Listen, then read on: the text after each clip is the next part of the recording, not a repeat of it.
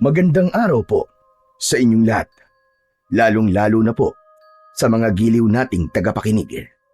Sa araw po na ito ay mapapakinggan po natin ang kwento ni Kidlat, isang binatang magbubuko na nakaranas ng pambubuli ng isang lalaking may lihim na galit sa kanyang pamilya.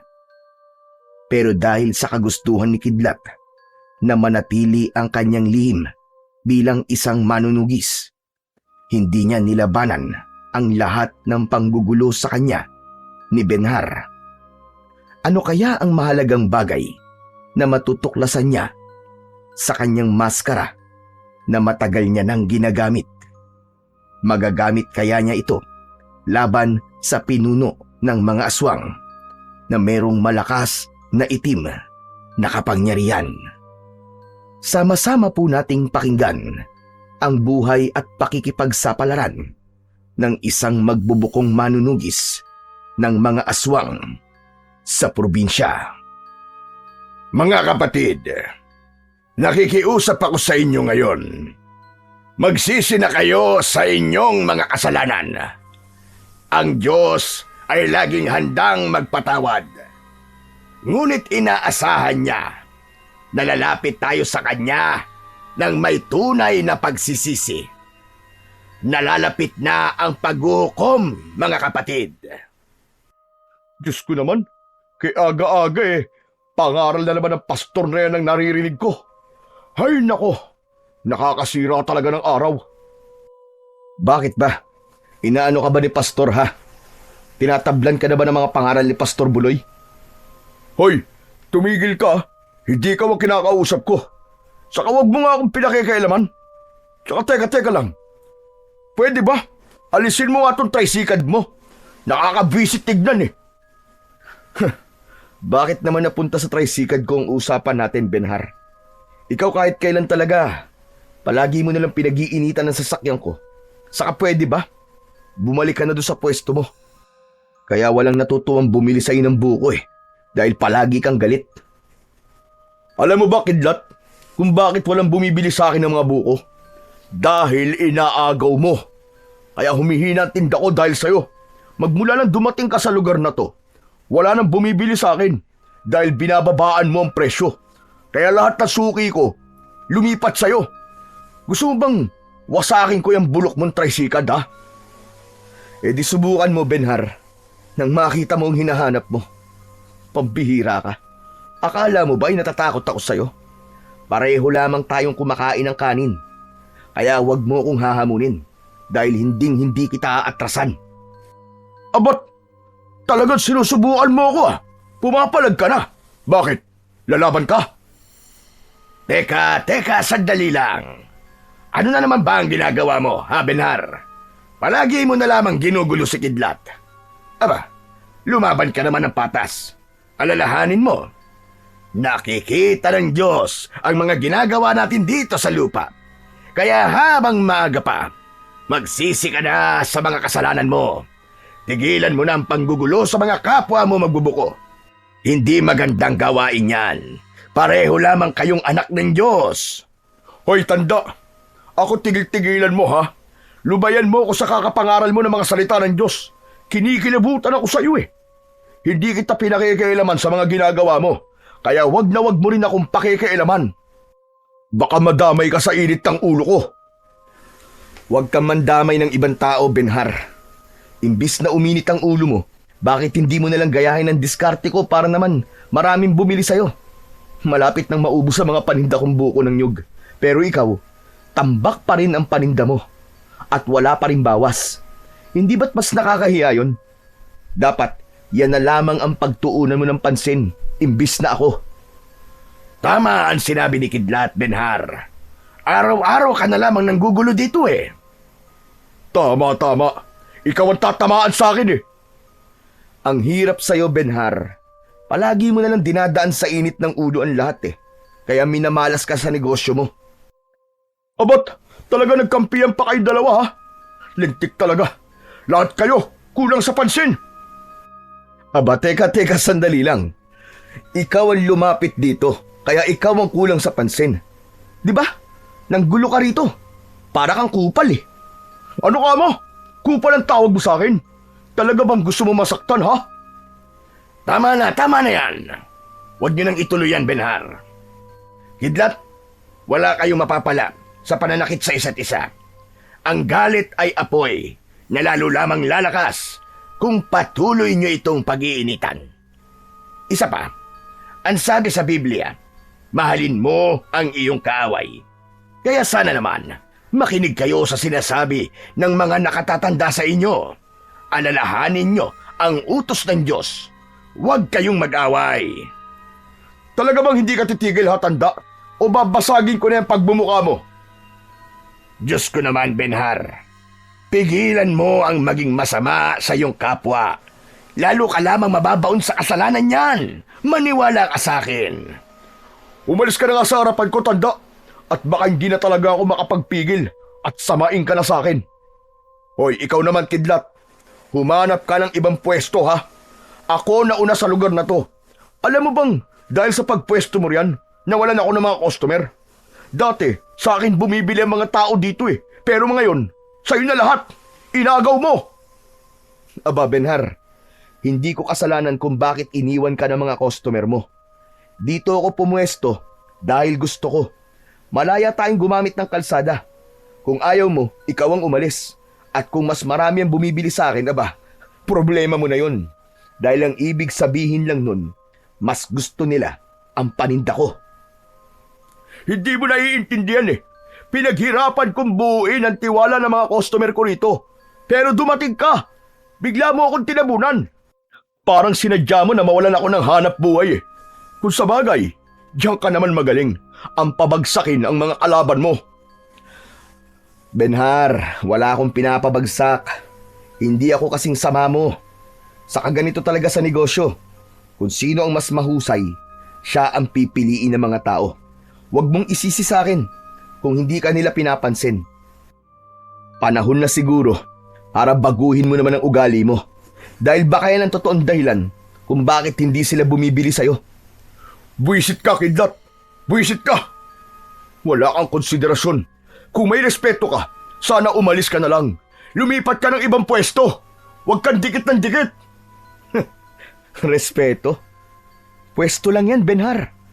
At kung hindi mo kayang matanggap yon, baka oras na para tumigil ka na sa pagtitinda ng buko. Ano sabi mo? Ulitin mo nga sinabi mo, Kidlat! Sinadya ng may 20 taong gulang na si Kidlat. Nagalitin si Benhar. Malapit na rin maubos ang pagtitimpi niya ng galit sa ugali ng kanyang katunggali. Palagi siyang ginugulo ni Benhar kahit wala naman siyang ginagawang masama sa lalaki. Nagtatrabaho lamang siya para sa kanyang mga magulang na parehong mahina at walang kakayahang magtrabaho. Pero dahil sa mas maganda ang pakikitungo niya sa mga tao, ang lahat ng suki ni Benhar ay lumipat sa kanya. Kaya naman, hindi yun matanggap ng lalaki. Habang nagsasalita si Benhar at dinuduro siya ng daliri nito, mahigpit niyang hinawakan ang kanyang itak. Nakahanda siyang lumaban sa lalaki kung kinakailangan para ipagtanggol ang sarili niyang buhay. Dahil sa oras na mawala siya, kawawa naman ang pamilyang maiiwan niya. Walang ibang inaasahan ang mga ito kundi siya lamang. Maya-maya pa ay inilayo niya ang kanyang tricycad sa nagwawalang si Benhar. Naagaw nito ang atensyon ng ilang mga tao na naroroon. Araw-araw na lamang silang nagtatalo ni Benhar. Hinawakan nito ang kanyang tricycad at pilit na inialis sa kanyang pwesto. Pero nakipaglaban siya. Hindi niya hinayaan na maalis ang kanyang tricycad sa gilid ng kalsada. At handa rin siyang makipaglaban kay Benhar habang nakaharang sa gitna nila si Pastor Buloy. Ang tricycad ay isang uri ng 3 gulong na sasakyan na pinapadyak ng paa o pedal. Katulad ng bisikleta, meron itong sidecar o kariton sa gilid.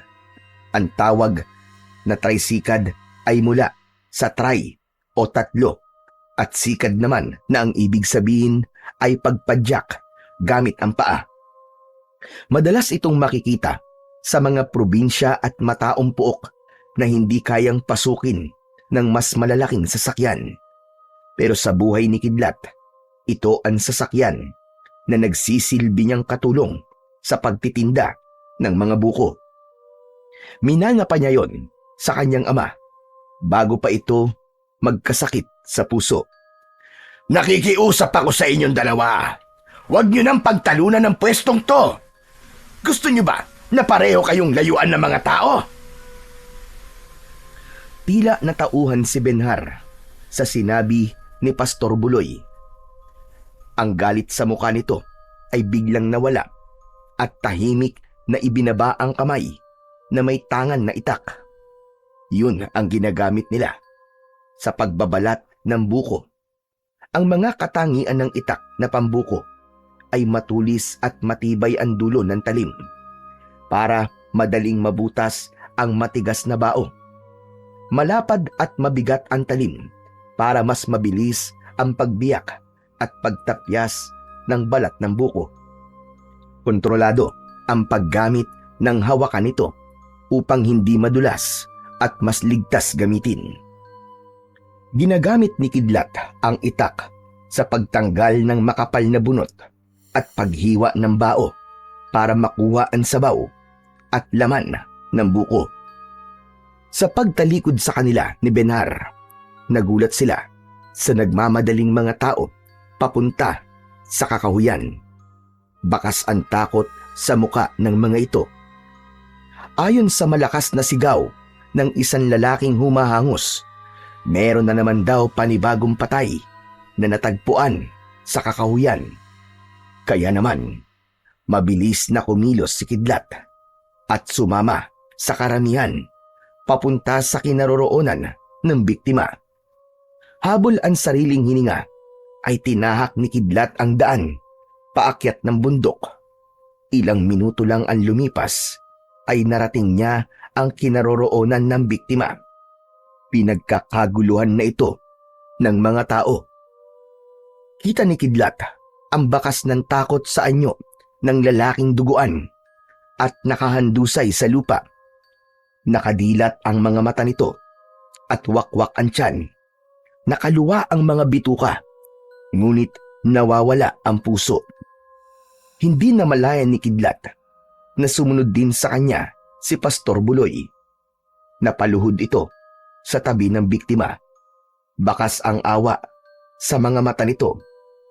Hinaplos nito ang mata ng lalaki para ipikit, sabay usal ng maiksing panalangin. Diyos ko, parusahan nawa ng Diyos ang may gawa nito sa kaawa-awang biktima. Kayo na po ang bahala sa kanya. Narinig din ni Kidlat ang yabag ng papalapit na si Benhar. Galit na galit itong sumilip sa bangkay ng lalaki. Tinawag nitong Jestoni ang lalaking biktima. Lintik! Sino may gawa nito sa kaibigan ko? Pambihira! Dalawa na ang namamatay sa mga kaibigan ko! Nagulat si Kidlat nang humarap sa kanya si Benhar. Galit na galit ang mga mata nitong tumitig ng matalim sa kanya. Siguro ikaw may gawa nito, Kidlat, no? Kunwari ka pa, pero ang totoo, ikaw talaga ang pumatay sa kanila. Umamin ka na! Ikaw lamang ang gagawa nito sa mga kaibigan ko. Hindi ka makaganti sa akin, kaya pinagbalingan mo si Jestoni. Maghinay-hinay ka sa sinasabi mo. Nagkakamali ka, Benhar. Kapag galit ako sa isang tao, hindi ako mandadamay ng iba para lamang makaganti sa'yo. Hindi akong pumatay sa mga kaibigan mo at lalong higit, hindi ko pinatay si Jestoni. Hindi ko nga yang kilala eh. Saka wala kang sapat na batayan sa mga binibintang mo sa akin. Baka ikaw pa ang kasuhan ko sa mga paratang mo sa akin, kaya umayos ka. Ikaw ang umayos dahil sa oras sa mapatunayan ko na may kinalaman ka sa pagkamatay nila. Lintik lang ang walang ganti. Ako mismo ang papatay sa'yo, maniwala ka. Huwag ka na magkunwari. Hindi mo ako manuloko. Magmula nang dumating ka sa lugar na to, sunod-sunod na ang pagkamatay ng mga kaibigan ko. Taga rito ako, Benhar. At hindi ako dayo sa baryong to. Kaya wag na wag mong sasabihin na magmula nang dumating ako rito ay marami nang namamatay sa baryong to. Dati nang may namamatay sa lugar natin. Huwag kang bulag at bingi sa mga nangyayari sa paligid natin. Kaya nga naririnig at nakikita kita, Kidlat eh. Dahil ikaw ang pumatay sa kanila. Tumigil ka! Huwag ka rin gumawa ng maling kwento para lamang idiin ako. Huwag mo na akong idamay sa nangyari sa mga magulang mo. Kaya tumigil ka na! Dahil wala kang sapat na patunay sa mga sinasabi mo tungkol sa paratang mo sa akin. Hintayin mo lang na mapatunayan ko na totoo ang mga paratang ko. Humanda ka talaga, Kidlat. Hindi kita patatawarin. Ama na yan. Tama na yan, Benhar. Bakit ba palagi mo na lamang pinag-iinitan si Kidlat? Ikaw ang tumigil, tanda. Bumalik ka na sa simbahan mo at doon ka mangaral ng mga salita ng Diyos. Hindi na babagay rito ang mga salita mo, tanda. Kaya umalis ka na. Bago ko pa ibaling sa'yo ang lahat ng galit ko. Sumusobra ka na, Benhar. Hindi ka marunong gumalang sa nakatatanda sa'yo. Galang? Lahat ng malalapit sa'yo at kumakampi sa'yo para sa akin, lahat sila kalaban ko. Kaya kung ayaw mo mandamay pa ako ng ibang tao, umalis ka sa pwesto ko. Tapos ang usapan. Pabalyang itinulak ni Benhar si Kidlat bago ito umalis sa lugar na yon. Hanggat kaya ni Kidlat na magtiis, ay nagtitimpi siya ng galit para kay Benhar. Huwag lamang lumaki ang gulo.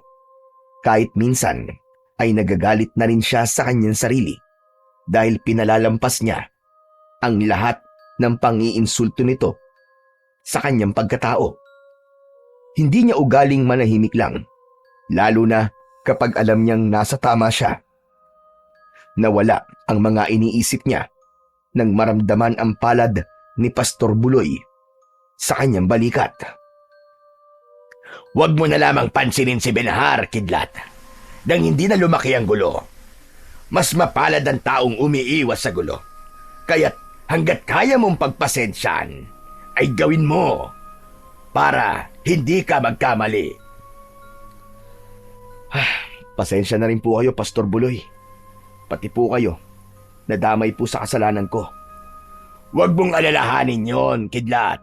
Ang mahalaga, iwasan mo na lamang si Benhar. Isa pa, kapag pinatulan mo ang panggugulo niya, mapapahama ka lang. Alam mo naman kung anong ibig ko sabihin, hindi ba? Dahil kapag merong nangyaring masama sa'yo, paano na mga magulang mo na umaasa sa'yo? Alam ko naman po yun, Pastor Buloy. Kaya lang, hindi ko po alam kung hanggang kailan ko siya kaya mapagpasensyahan. Hanggat kaya mo, Kidlat, gawin mong nararapat. Siya nga pala. Maraming salamat sa pagtatanggol mo sa akin kanina. Kinabahan ako dahil sa hawak na itak ni Benhar. Mabuti na lang talaga at hindi niya itinuloy. Talagang napakabuti ng Diyos dahil hindi niya ako hinayaang mapahamak. Mabuti po kasi kayong tao, Pastor Buloy. Sige na. Kailangan ko nang umuwi. Malapit nang dumilim ang paligid. Mahirap na. Baka matsimpuan ako ng masasamang nilalang sa daan. Nakakalungkot lang talagang isipin na meron talagang mga tao na kayang pumatay ng kapwa nila ng ganyan kabrutal.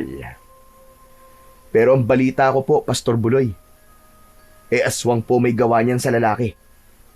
Kahit naman aswang ang pumatay sa kanila, tao pa rin naman sila na nag-aanyong halimaw sa gabi. Sila ang mga nilalang na naliligaw ng landas.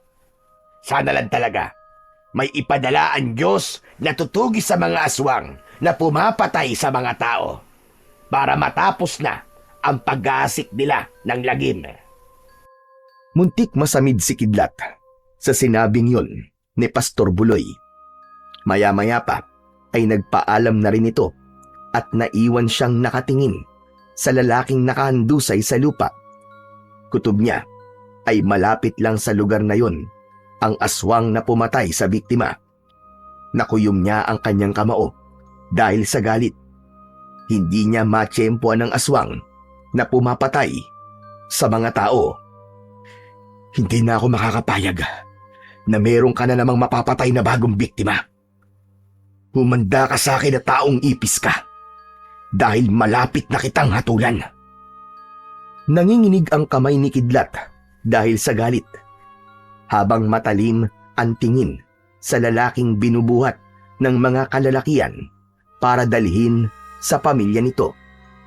Tila nagulo ang kanyang isip sa totoong nangyayari sa kanyang paligid. Isang lihim na manunugis ng mga aswang si Kidlat. Siya, si Ramon, bago pa siya binansagan na Kidlat. Kaya Kidlat ang pangalan niya dahil habang nagtitinda siya noon ng buko ay tinamaan siya ng kidlat at hindi man lang siya nasaktan. Naulit pa yon nang siya ay nag-iigib ng tubig habang maulan.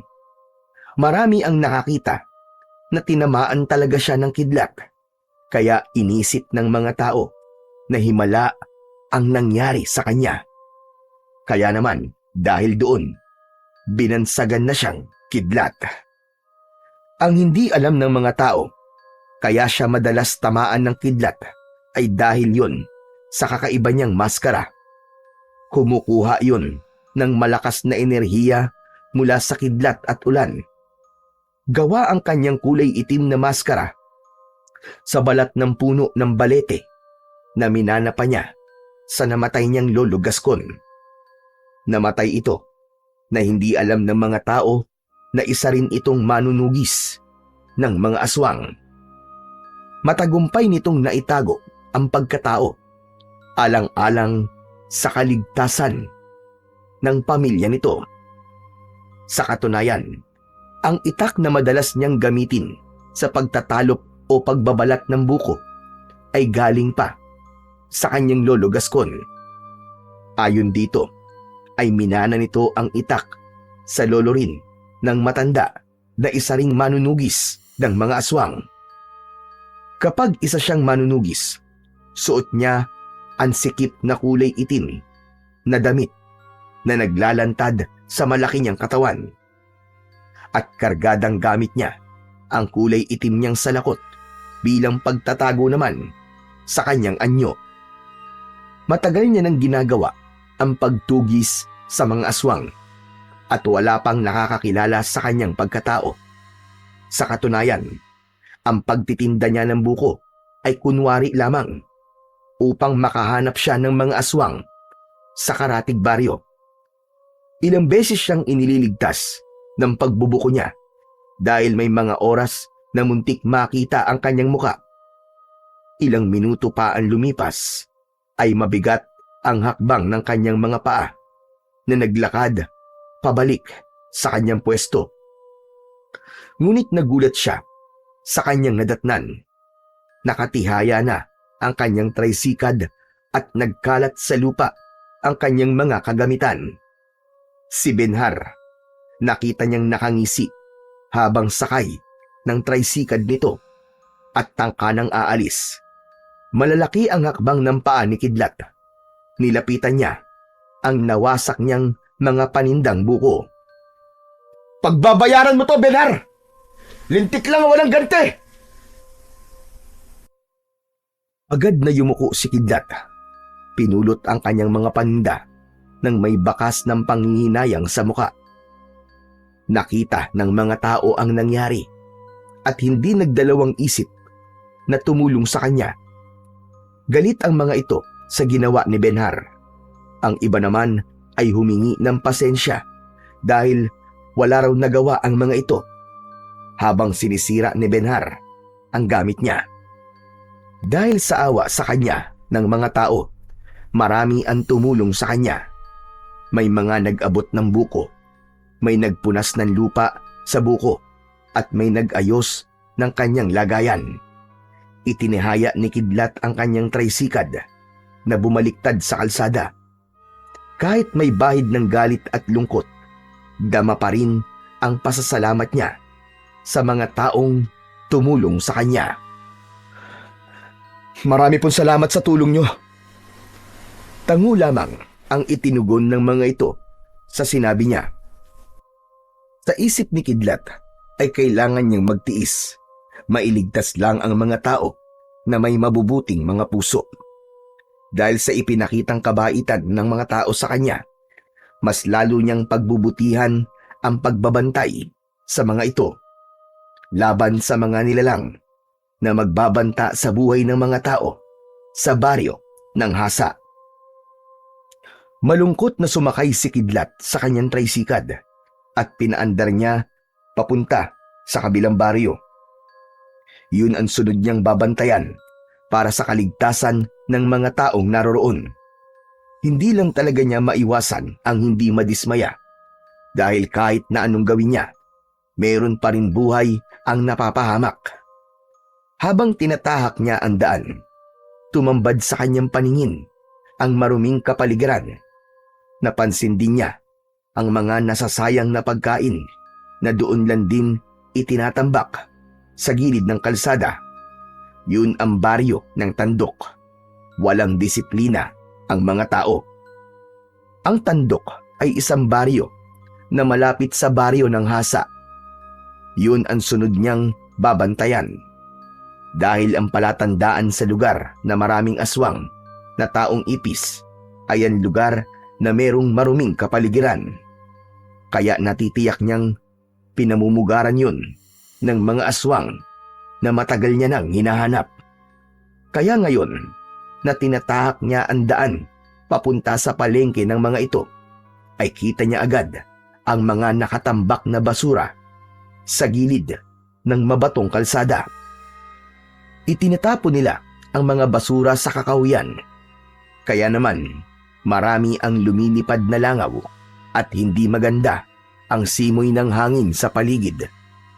Maganda sana ang malawak na kakahuyan, subalit ginawa naman itong tambakan ng basura. Isang malalim na buntong hininga ang pinakawalan ni Kidlat habang ipinagpapatuloy ang pagpadyak ng paa sa kanyang bisikleta. Dito na ako titigil sa ilalim ng puno. Sa palagay ko naman marami namang dumadaan sa lugar na to. Kailangan kong malaman kung nandito ang aswang na matagal ko nang hinahanap. Lingid sa kaalaman ng lahat, may kakayahan si Kidlat na malaman kung masama o mabuti ang nilalang nakaharap niya sa pamamagitan ng pag-inom ng itinitinda niyang sabaw ng buko ng nyog. Malalaman niya ang pagkatao ng aswang. Merong lumalabas na palatandaan sa mga mata ng aswang. Kulay pula ang usok kapag puro ang pagkaaswang at kulay asul naman kapag may hawa lang ito ng aswang o ginawang aswang lang ng isang pinuno. Yun ang isa sa kanyang mga natutuhan sa kanyang lolo Gascon. Pinag-aralan niyang mabuti ang isang ritual sa pamamagitan ng pagbubuhos ng tubig sa mga buko bago niya ito itinda sa iba't ibang sulok ng baryo.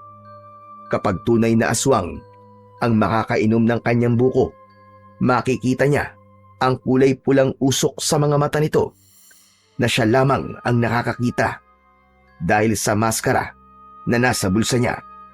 Kapag merong hawa naman, ang kulay ng mga mata nito ay kulay asul. Yun ang ilan sa kanyang batayan bago niya husgahan ang isang aswang. Kadalasan, ang mga tao na natatagpuan sa kakahuyan ay hindi totoong mga biktima ng aswang. Sila ang mga aswang na taong ipis na nagiging tao pagsapit ng umaga. Sinasadya niyang iwanan ang katawan ng mga napapatay niya upang magbigay babala sa aswang na gumagala sa gabi. Maya-maya pa ay merong lumapit sa kanya na isang binata. Kilala niya ang binata. Kaibigan ito ni Benhar at madalas nakasama sa paglalaro ng basketball. Meron itong kasama, isang babae na kuba. Sa tingin niya ay edad 50 taong gulang na. Hindi ito ngumingiti. Seryoso ang muka na nakatingin sa kanya. Kuya, pabili nga. 2 buko ng nyog. Sige. Dito mo ba iinumin o Ilalagay ko na lang sa basong plastic. Dito na raw iinumin ng nanay ko yung buko. Ako naman ay dadaling ko sa bahay. Masarap kasing inumin habang kumakain ng hapunan eh. Teka, bakit dito ka pumwesto kuya? Maraming basura at bihira lamang ang taong dumaraan dito. Pwede na rito, kesa naman makipagsabayan kay Benhar para manggulo. Naku kuya, mag-iingat ka kay Benhar. Alam mo, kahit kaibigan ko siya, natatakot din ako sa kanya. Madalas kasi siyang lumalabas paggabi. Tapos, madaling araw na siyang umuwi. Nahihiwagaan na nga kami sa pagkatao niya eh. Kaya sinasabi ko sa ito, para iwasan mo siya. Tama lang ang ginawa mo kuya. Magandang umiwas ka na lang sa gulo. Salamat pero hindi naman ako natatakot sa kanya. Bakit mo ba ito sinasabi sa akin? Madalas kasi niyang naikikwento sa amin, lalo na kapag natatalo kami sa larong basketball. Parang ang tingin niya raw sa kalaban namin ay ikaw. Napatawa ng nakakaloko si Kidlat. Hindi siya makapaniwala sa kanyang mga narinig. Habang nakikipag-usap siya kay Drigo, ay abala naman siya sa mabilis na pagtatalop o pagbabalat ng buko. Mabilis ang mga kamay ni Kidlat habang hawak ang matalim na itak.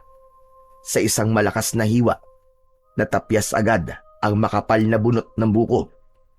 Sunod-sunod ang kanyang galaw, isang tagpas sa kaliwa, isang hiwa sa kanan, at kasunod ay malinis na pagbukas sa tuktok ng buko. Sa isang iglap lamang, handa na ang buko para sa customer niyang si Drigo. Hindi man lang inalis ni Drigo ang paningin sa pagbabalat ng buko ni Kidlat. Bakas ang paghanga sa mga mata nito. Halata sa kilos ni Kidlat na sanay siya sa ganung gawain. Ang kanyang kamay ay dumampot pa ng isa para sa iuuwing buko ni Drigo. Muli niyang ipinakita rito ang husay niya sa paggamit ng itak. Para siyang isang ritmo ng musika habang sumasabay sa hangin ang kanyang katawan na tila ba nagsasayaw sa ere ang mga kamay. Sa bawat mabilis na pagtatalok, dama ang kasanayan at tiyaga ni Kidlat. Tila ba ang bawat buko ay sumusuko agad sa bilis at husay ng kanyang mga kamay. Nahagip ng kanyang mga mata ang paghigop ng nanay ni Drigo sa sabaw ng buko ng nyog. Bumundol ang kaba sa kanyang dibdib nang sa pag-angat ng muka ng babae ay nagtama ang kanilang paningin at nakita niya ang kulay pulang usok. Lumabas yun sa mga mata nito na parabang nagbabagang apoy. Dala ng tuwa, sumigla ang kilos ni Kidlat dahil meron na siyang nakitang masamang aswang. Bingo! Isang masayang pagbate, nanay. Nagustuhan niyo po ba ang sabaw ng buko? Tumango lamang ang babae at masama ang tingin na ipinukol sa kanya. Si Drigo naman ay kinuha ang buko na hawak ni Kidlat at ito na ang naglagay ng sabaw sa baso na merong takip. Habang nasa isip ni Kidlat ay babalikan niya ang babae mamayang gabi dahil ito na ang sunod niyang papatayin. Natitiyak niyang sa lugar din na pinagtigilan niya ng kanyang paninda ay doon din ito pupunta dahil hahanap-hanapin ito ang amoy ng buko sa bahagi ng lugar na pinagpwestuhan niya. Isa yun sa sangkap ng mga ritual na ginagawa niya upang madali niyang mahuli ang aswang na nagpapanggap na tao sa umaga. Natitiyak niyang si Drigo na kaharap niya ay isa ring aswang. O kuya, ito na ang bayad ko. Salamat sa buko ah. Masarap nga ang tinda mong buko dahil nagustuhan ni nanay. Aba oo naman. Kaya nga maraming nagtitiwala sa tinda ko eh. O sige kuya, una na kami. Nahabol na lamang ng tanaw ni Kidlat ang papalayong mag-ina. Nahuli pa niya na sinulyapan siya ng matandang babae habang nakatingin sa kanyang hawak na itak. Nang mawala ang mga ito sa kanyang paningin ay mabilis siyang umalis sa lugar na yon. Sa isip niya ay babalikan niya ang lugar na yon para mahuli ang aswang. Pagkalipas ng ilang minuto na pagpapatakbo ng kanyang tricycad, ay narating niya ang kanilang bahay na gawa sa kawayan at dahon ng anahaw. Nakita niya ang kanyang amang si Mang Tasyo na naghihintay sa kanyang pagdating. Ipinarada niya ng maayos ang kanyang sasakyan, saka pumasok sa loob ng kanilang bahay. "Mano po, tay?" Kinuha ni Kidlat ang kaliwang kamay ng kanyang ama, na hirap sa pagsasalita. Dahil sa unang stroke nito, pagkatapos niyang magbigay ng galang sa kanyang ama, ay dumiretso siya sa loob ng kanilang kusina, kung saan ay naghahanda naman ng hapunan ang kanyang ina na si Aling Dana. Nilapitan niya ito at nagmano rin o pagbibigay ng galang sa pamamagitan ng paghalik sa kamay nito. Narinig niya ang malakas na pagbuntong hininga ng kanyang ina. Maya-maya pa ay nagsalita ito at sinabing nalaman ng mga ito ang ginawa sa kanya ng salbahing si Benhar. "Huwag na po kayo mag-alala, Nay. Iniiwasan ko naman po ang panggugulo niya sa akin eh. Ang mahalaga naman po ay hindi niya ako sinasaktan. Pasensya na po kayo ni tatay, ha." Tumango si Aling Dana at malungkot na tumingin sa kanya. Alam na niya kung bakit nagkakaganon ang kanyang ina. Nag-aalala ito sa madalas na panggugulo sa kanya ni Benhar. Maging ang kanyang mga magulang ay wala ring alam tungkol sa pagiging manunugis niya ng mga aswang, dahil ayaw niyang mag-alala pa ang mga ito sa kanya.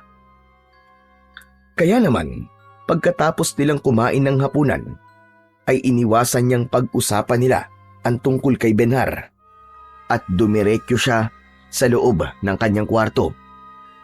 Naghihintay siya sa pagsapit ng gabi para maisagawa ang kanyang mga plano. Hinintay niyang makatulog ang kanyang mga magulang. Saka siya bumangon sa kanyang katre. Inihanda niya ang kanyang mga gamit. Nagsuot siya ng maskara. Naglagay din siya ng salakot sa kanyang ulo at maayos na isinukbit ang itak sa mismong puluhan nito. Nakatali yun sa kanyang bewang. Tinalon niya ang bintana. Pagbagsak niya sa lupa, magaan at maingat ang kilos na tinahak niya ang daan. Papasok sa kakawyan para kunin ang alaga niyang kabayo na si Baltik. Itinago niya ang hayop sa kanyang bahay sa gitna ng kagubatan. Yun ang kanyang ginagamit para suyurin ang karatig baryo sa paghahanap ng mga aswang. Mabilis niyang narating ang kinaroroonan ng kubo dahil sa taglay na kapangyarihan ng suot niyang maskara. Kaya nitong magbigay linaw sa kanyang paningin. Kahit madilim ang paligid, malinaw niyang nakikita ang daan. Tumayo agad ang kanyang alagang kabayo nang makita siya. Hinaplos niya ang buhok nito, saka kinausap na parang tao. "Baltek, kumusta ka na? Pambihira naman, hindi ka man lang kumain ng marami. Hindi mo pa naubos ang damong ibinigay ko sa'yo kanina.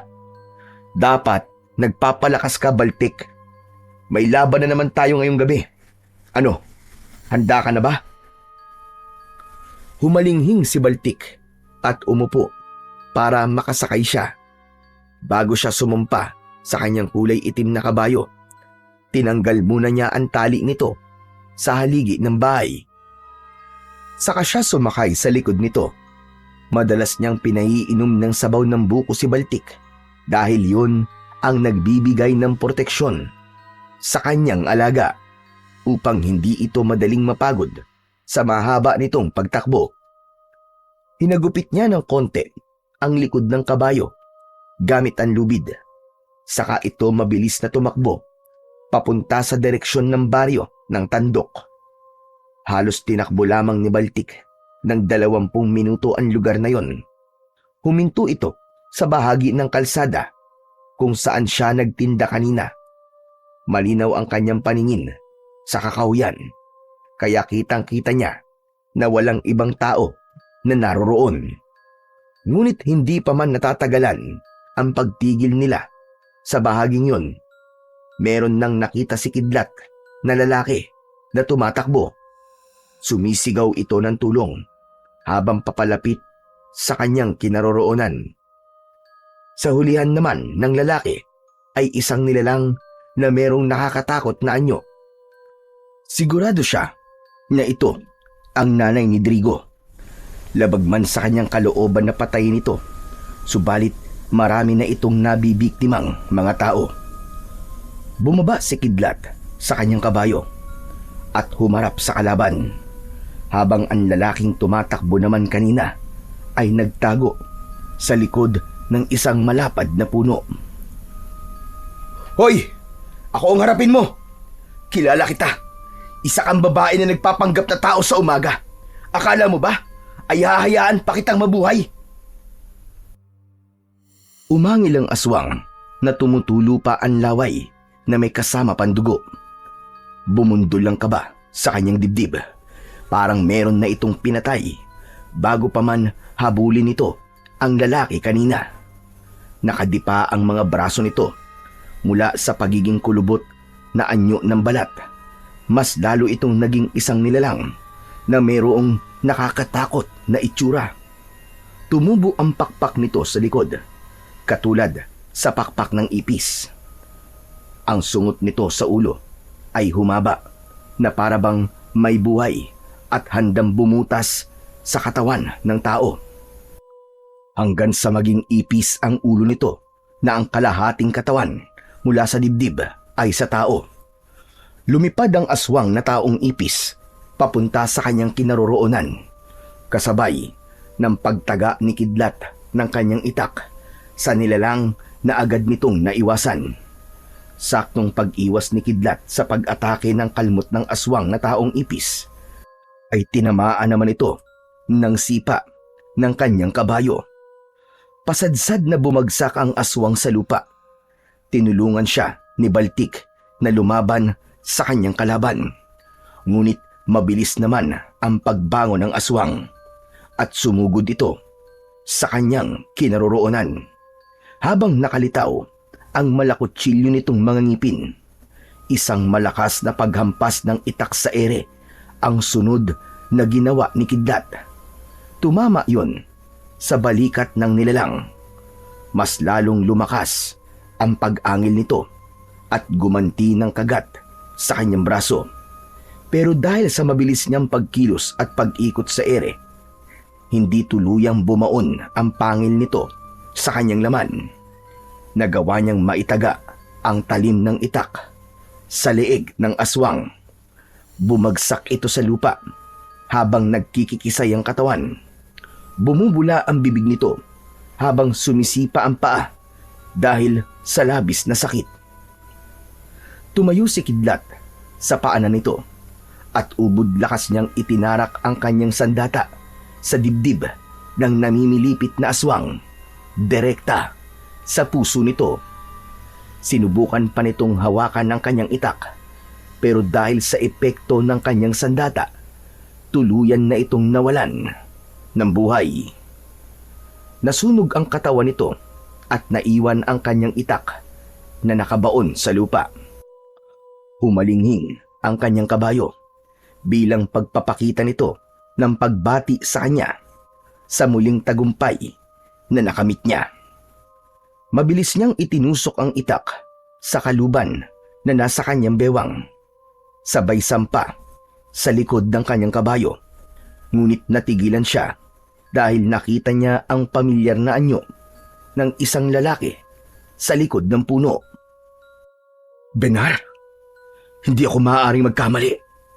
Si Benhar ang nakita kong tumakbo papunta sa madilim na bahagi ng kakahuyan. Ano kaya ang ginagawa niya sa lugar na to? Hindi kaya?" Pabulong na tanong ni Kidlat sa kanyang sarili. Muli niyang tinignan ang lugar kung saan niya nakita si Benhar. Ngunit wala na ito. Sa halip ang nakita niya ay ang lalaking hinahabol ng aswang kanina. Lumabas ito sa pinagtataguan at nagpasalamat sa pagkakaligtas niya sa buhay nito. Walang anuman yun, kaibigan. Isa lang ang kahilingan ko. Sana nagbigay ng aral sa iyo ang nangyaring to. Dahil alam ko, isa ka sa mga taong nagtatapon ng basura at pagkain sa kagubatang ito. Mahalin niyo ang paligid para walang tirhan ng mga aswang na taong ipis. Sa pamamagitan mo, ipagkalat mo sa kababaryo mo na marami na ang aswang na gumagala sa gabi para maghanap ng mabibiktima. Sa tingin ko, dahil sa marumi niyong kapaligiran, lumabas ang mga aswang na taong ipis. Naluluwang tumango ang lalaki bilang pagsang-ayon sa mga sinabi ni Kidlat. Alam niyang kakalat sa buong baryo ang ginawa niya sa aswang, kaya mas mahihirapan na siyang magtago, lalo pa at nakita na siya ni Benhar.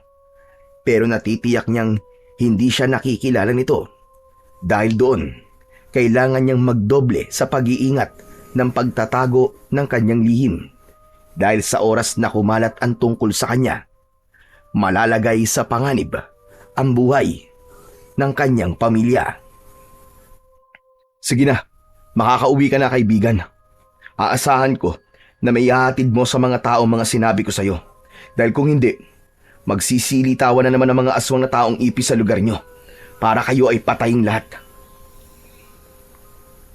Sinipa ng bahagya ni Kidlat ang tagiliran ni Baltik para lisanin na ang lugar na yon. Mabilis ang kanyang pagpapatakbo sa kanyang kabayo papunta sa gitna ng kagubatan kung saan ay naroon ang kubo para kay Baltik. Ilang minuto lang ang lumipas ay narating niya ang kakawyan.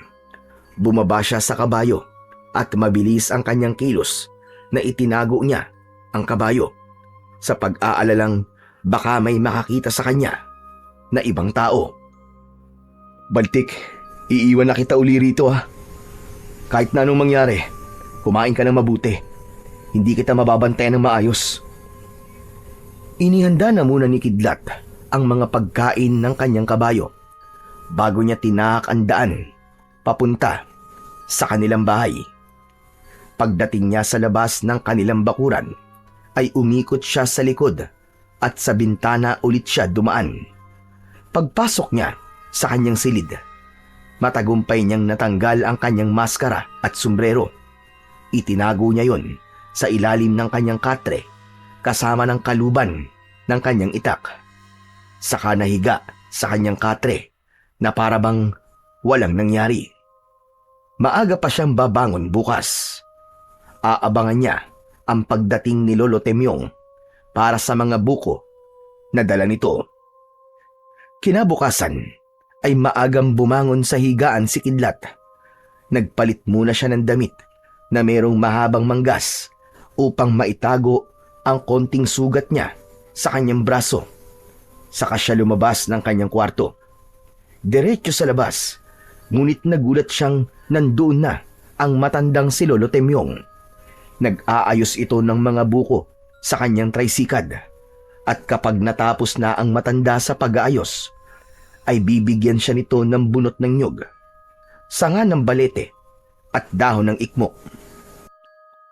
Yun ang mga sangkap sa isinasagawa niyang ritual sa mga buko bago dalhin ang mga yun sa labas para itinda.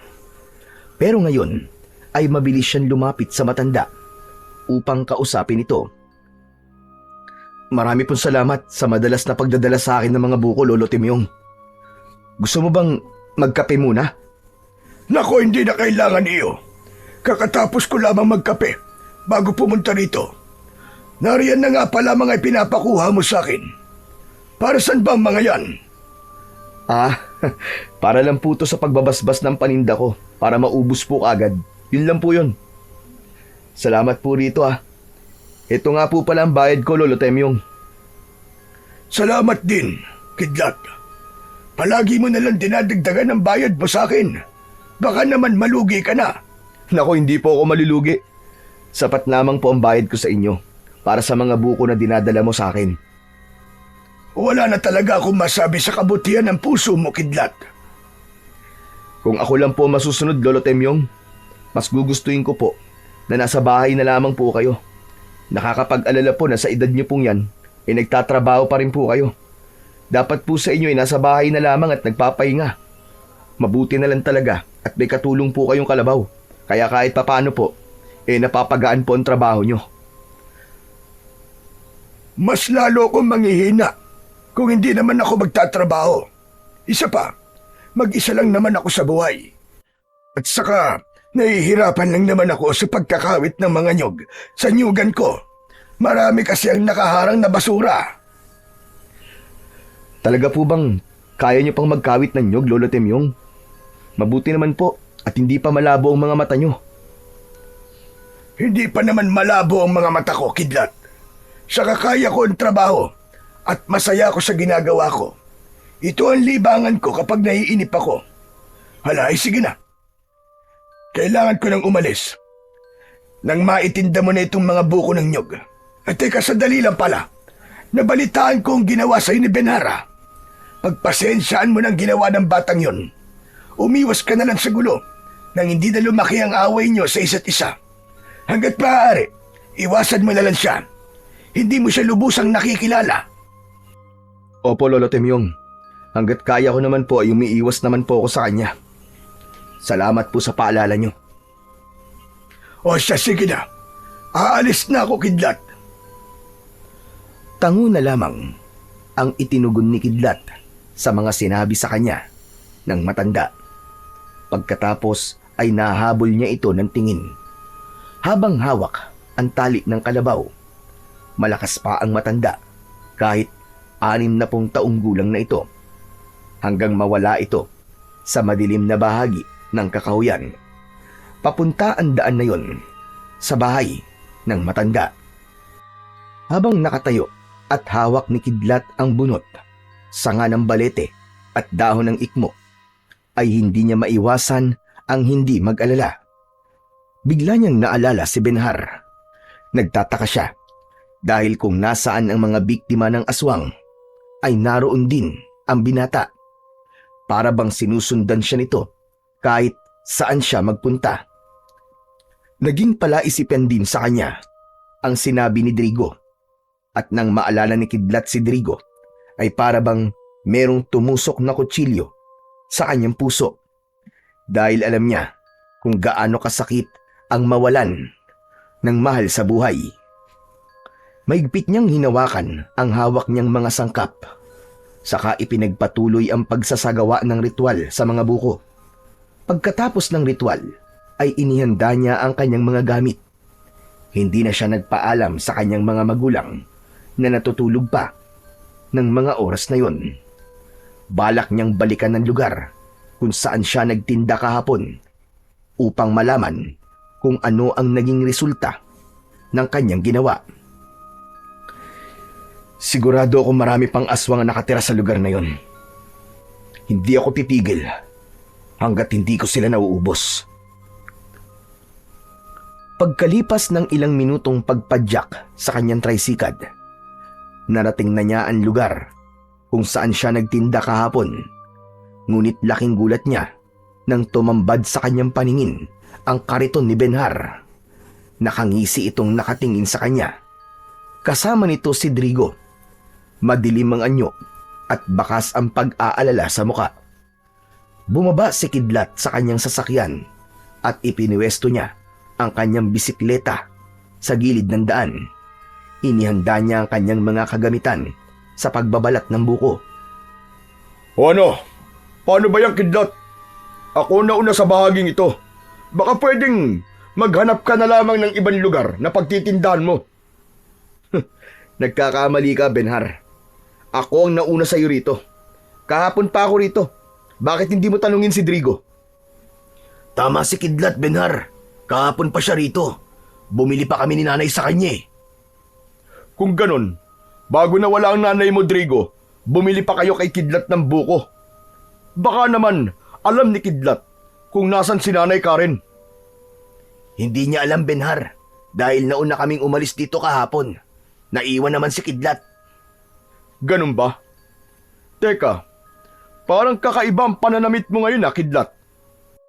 Saka lamang lumakas ang kutob ni Kidlat na si Benhar nga ang nakita niyang nasa kakahuyan.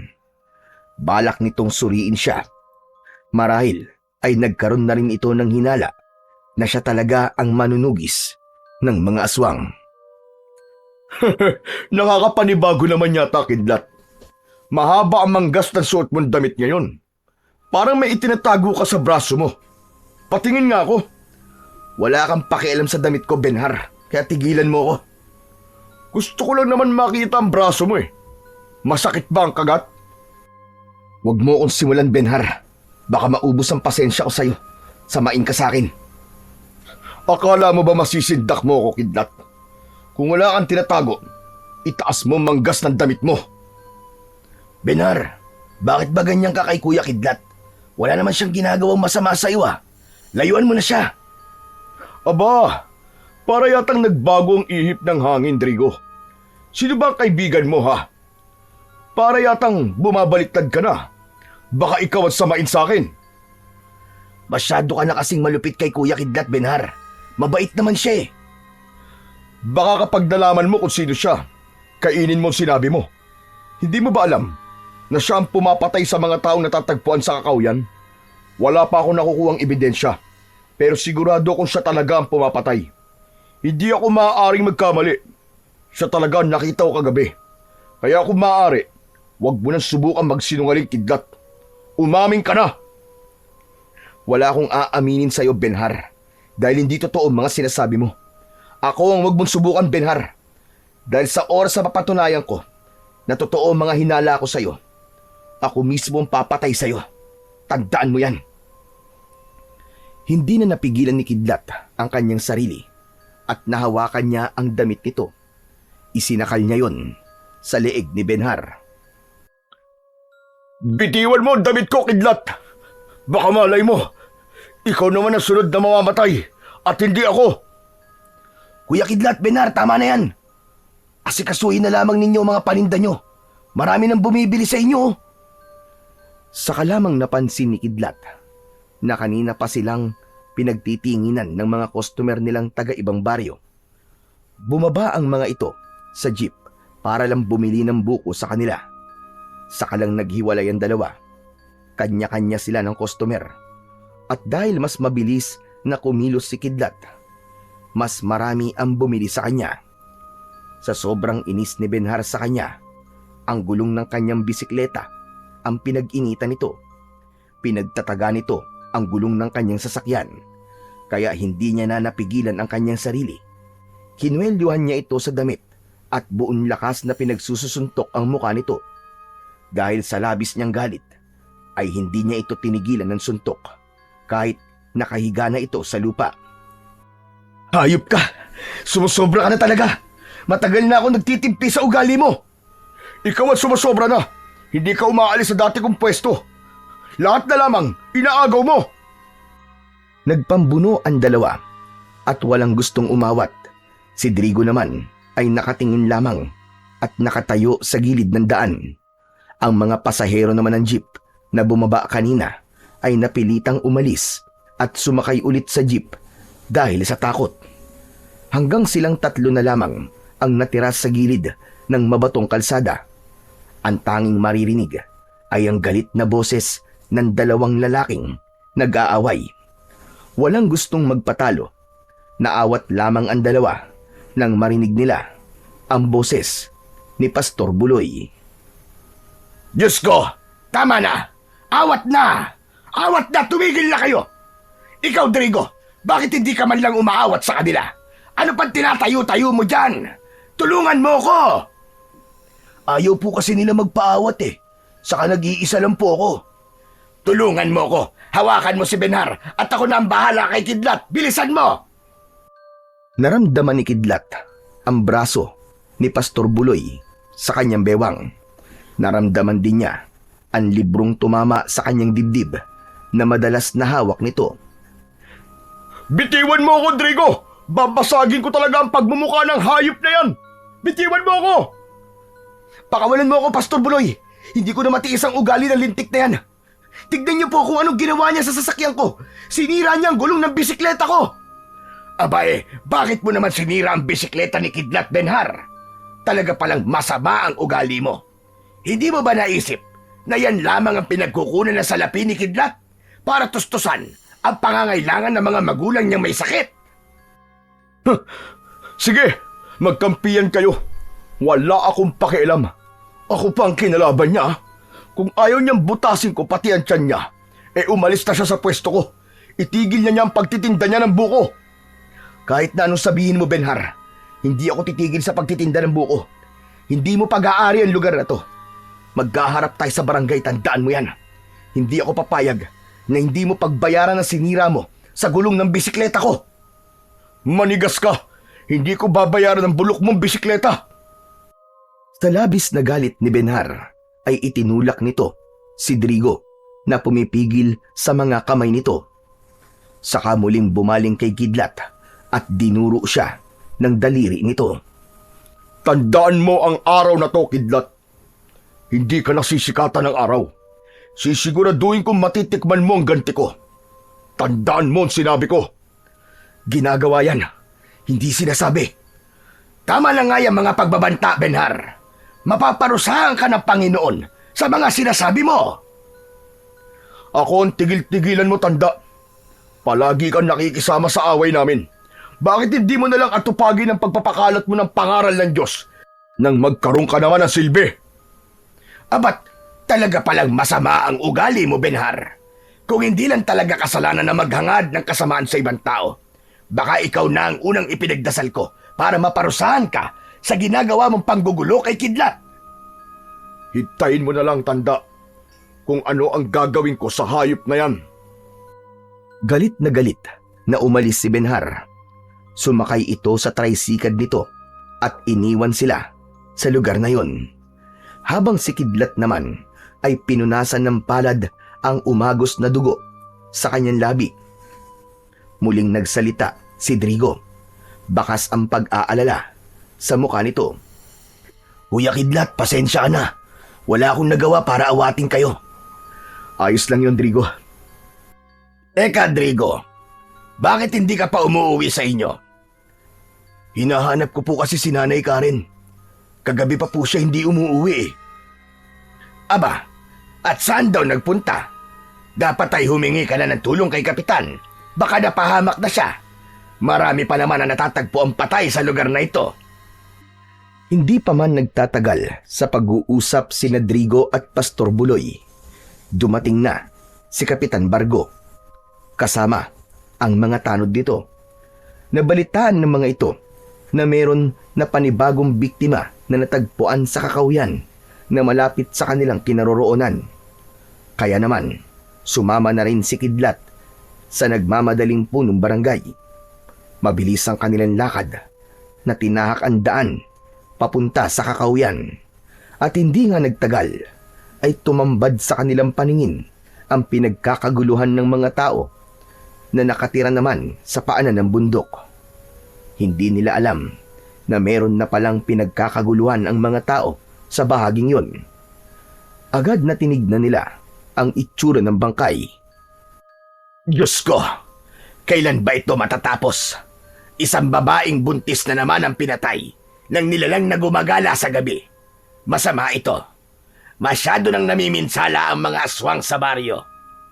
Kapitan Bargo, kapag hindi pa kayo kumilos, marami ang mamamatay sa kababaryo nyo.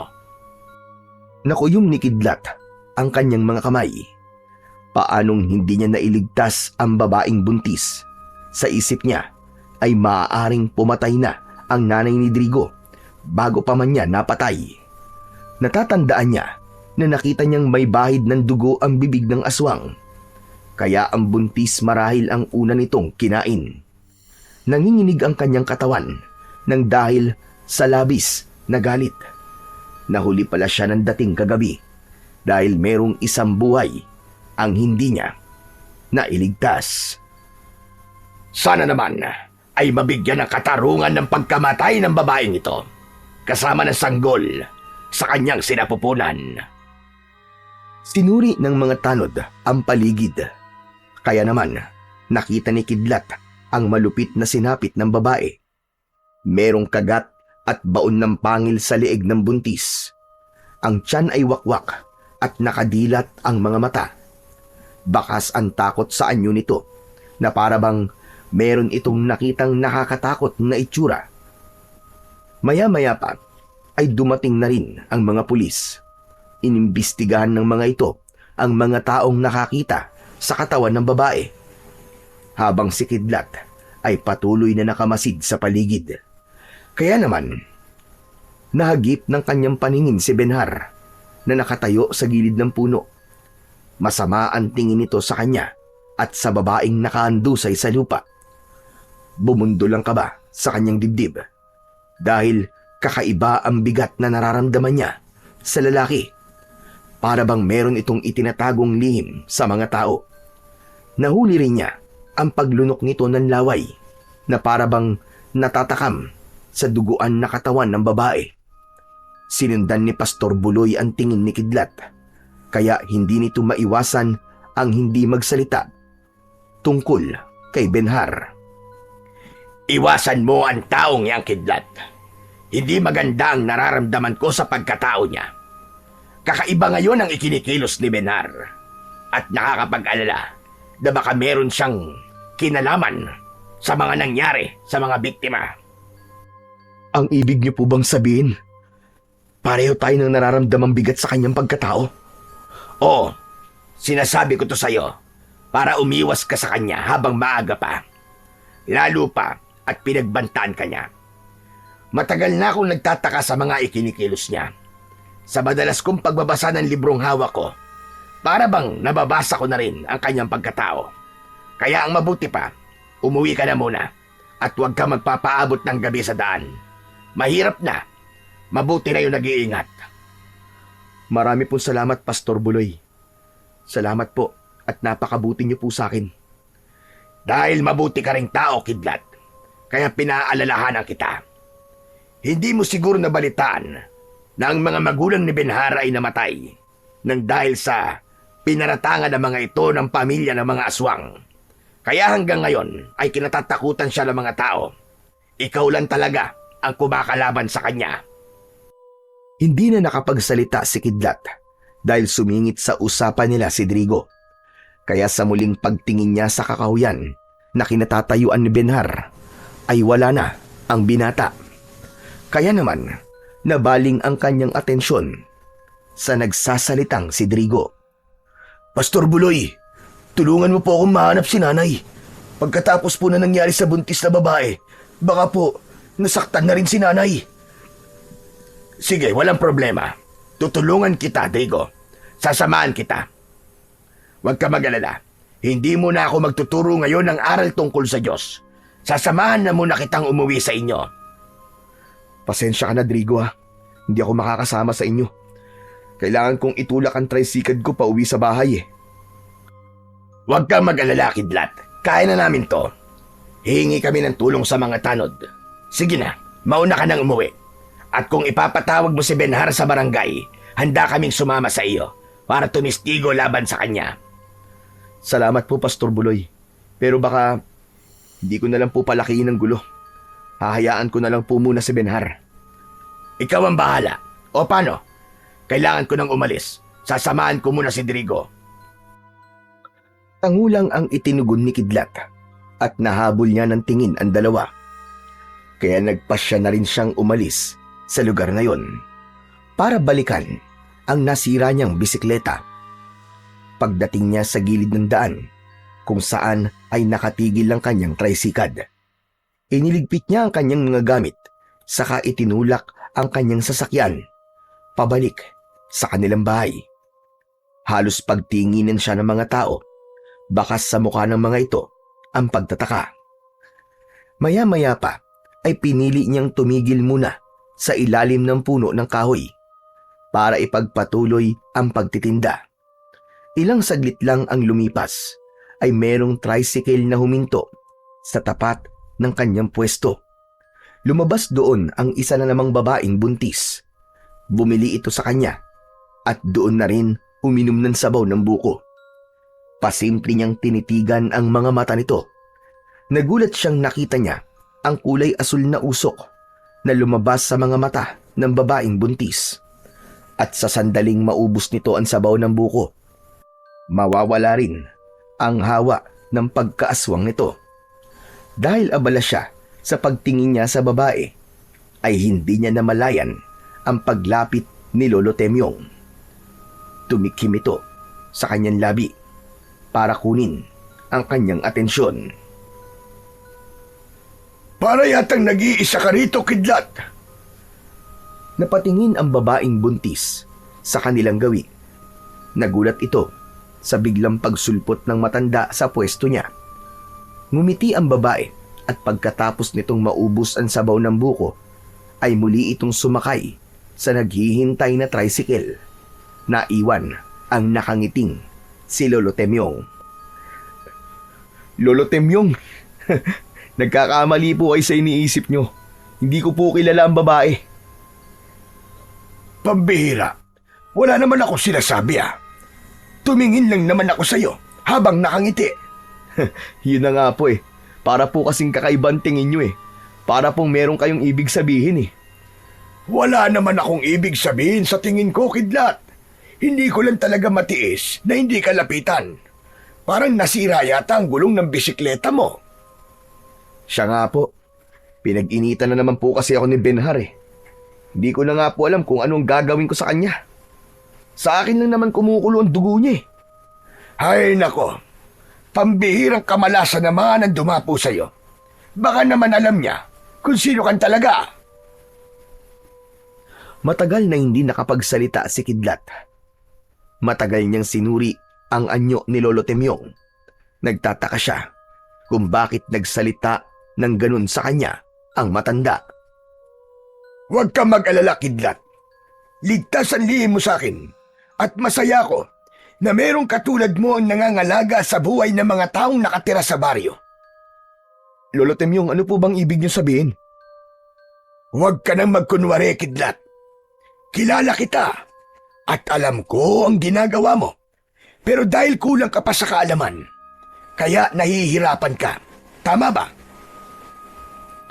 Lolo Temyong, hindi ko po naiintindihan ang sinasabi niyo eh. Ano po bang gusto niyo sabihin sa akin? Malakas at malupit ang kalaban na naghihintay sa'yo. Hanggang ngayon ay hindi ko rin alam kung paano siya mauhuli. Pero batay sa nakikita ko, lumalakas ng kanyang kapangyarihan dahil kaya niya nang gumawa ng aswang na taong ipis.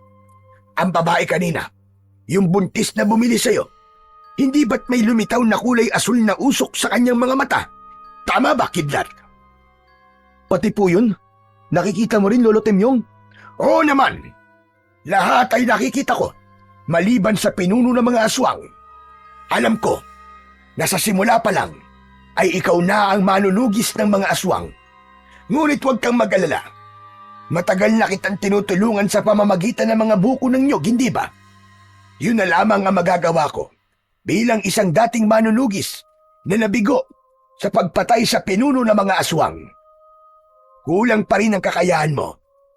Hindi sapat ang kakayahan mo sa paggamit ng sandata. Kaya naman panahon na para mabigyan ng bisa ang mahiwagang maskara na nasa iyo. Teka, Lolo Temyong. Paano niyo po nalaman ang tungkol sa maskara ko? Sapagkat ako ang kapatid ng Lolo Gascon mo.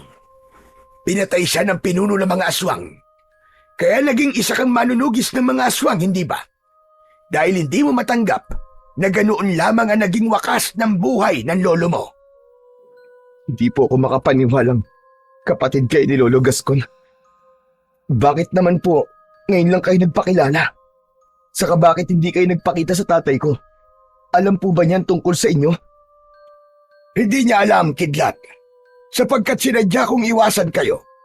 Dahil malalagay kayo sa panganib at malalaman ng mga tao na pamilya kayo ng manunugis. Hindi rin alam ng mga tao na isa akong manunugis ng mga aswang. Sa katunayan, ang kabayo na matagal mo nang inaalagaan ay ako ang nagmamayari. Sinanay ko si Baltik kung paano kanya ililigtas sa oras na malagay ang buhay mo sa panganib. Pero ngayon, nag-aalala na ako na baka hindi mo nakayanin kung paano humarap sa kanila. Sinasabi niyo po bang tuturuan mo akong humawak ng armas at makipaglaban sa mga aswang? Oo, Kidlat. Tuturuan kitang humawak ng sandata at kung paano magkakaroon ng bisa ang mahiwagang maskara na nasa iyo. Dahil ang kalaban mo rito ay hindi lang taong ipis, kundi pati na rin ang aswang na taong kambing. Siya ang pinuno ng mga aswang na may kakayahang manghawa at gumawa ng aswang sa pamamagitan ng kanyang itim na kapangyarihan. Lahi sila ng mga sigbin at dahil malakas na ang kanyang kapangyarihan, kaya na rin niyang itago ang kanyang tunay na anyo at pagkatao. Matagal na hindi nakapagsalita si Kidlat habang nakatitig lamang sa muka ni Lolo Temyong. Kinuha nito ang hawak niyang itak at ipinakita ang kakayahan nito sa pagbabalat ng buko. Gulat na gulat siya dahil kung kumilos ang matanda ay parang hindi bagay sa edad nito. Maliksi at mahusay ang pagkakahawak ng sandata na parabang hindi man lamang ito gumagamit ng puwersa. Pagkatapos mo magtinda, pumunta ka sa kubo ni Baltik. Doon tayo magkita. Kailangan mo munang magpalamig ngayon. Huwag ka na munang maghanap ng aswang. Dahil sa palagay ko, binabantayan ka na nila. Pinag-aaralan na nila kung paano ka nilang papatayin. Talaga po bang hindi pa sapat ang kakayahan ko, Lolo Temyong? Marami ka pang dapat na matutunan. Ika nga marami ka pang kakainin bigas. Kaya't magkita na lamang tayo mamayang gabi. Paano po kung pumatay na naman ang mga aswang habang nagsasanay ako? Hindi yun mangyayari sapagkat nawala ng kanilang gutom at uhaw sa dugo ng tao. Ang paghahandaan nila ngayon ay ang muli mong paglitaw. Aalis na ako. Sana ay sumipot ka sa kubo ni Baltik. Mahinang humakbang ng paa si Lolo Temyong papalayo sa kanyang kinaroroonan. Pagkatapos ay kumuha ng buko upang hindi isipin ng mga taong nakakakita sa kanila na meron silang ugnayan sa isa't isa. Hindi lamang siya makapaniwalang kamag-anak pala niya ang matanda. Kaya pala magaan ang loob niya kay Lolo Temyong. Bigla tuloy niyang naalala ang malupit na sinapit ni Lolo Gascon sa kamay ng aswang na pumatay sa matanda. Halos masiraan ng ulo ang kanyang ama at inatake ito sa puso dahil sa labis na sama ng loob. Mula sa simula ay hindi nagsinungaling sa kanya si Lolo Gascon. Kaya alam niya ang tungkol sa pagiging manunugis nito. Maagang naubos ni Kidlat ang kanyang paninda. Kaya naman, maaga rin siyang umuwi sa kanilang bahay. Nagulat ang kanyang mga magulang sa nangyari sa kanyang bisikleta. Kaya nag-isip siya ng paraan para hindi malaman ng mga ito ang tungkol sa ginawa ni Benhar. Sinabi lamang niya na nadisgrasya siya at nahulog sa mababaw na balon at tumama sa matulis na bato ang kanyang gulong. Kaya naman, hindi na nagtanong pa ang mga ito. Pagsapit ng gabi, ay tumpad sa usapan si Kidlat. Dala ang kanyang mga gamit, sombrero at maskara para sa kanilang pagsasanay. Pagdating niya sa kubo ni Baltik, ay nadatnan niya roon si Lolo Temyong na matyagang naghihintay sa kanya. Nagsiga ito ng kahoy at sanga sa gitna ng harapan ng maliit na kubo. Nang makita siya ng matanda, ay tumayo ito. Salamat naman at dumating ka. Handa ka na ba, Kidlat? Handa naman po ako, Lolo Temyong. Tama po bang sa gabi natin to gagawin? Tama ang oras na napili natin, Kidlat. Alam ko tungkol sa kakayahan ng agimat na maskara. Kaya nitong magpalinaw ng paningin sa taong may suot nito. Kaya hindi ka mahihirapan sa mga bagay na sadyang ginawa ko para sa'yo. Marami akong inihandang target at makikita mo ang tunay na kakayahan ng agimat na maskara. Saka lamang napansin ni Kidlat ang gitna ng malawak na bakuran na napapalibutan ng mga buko ng nyug, nakatusok sa kahoy at nakabaon sa lupa bilang target niya sa pagsasanay. Humarap si Kidlat kay Lolo Temyong at isinuot ang kanyang maskara. Dumikit yun sa kanyang muka. Dama niya kagad ang kakaibang enerhiya na dumadaloy sa kanyang katawan. Ang paligid ay tila luminaw at ang kanyang pandama ay naging mas matalim.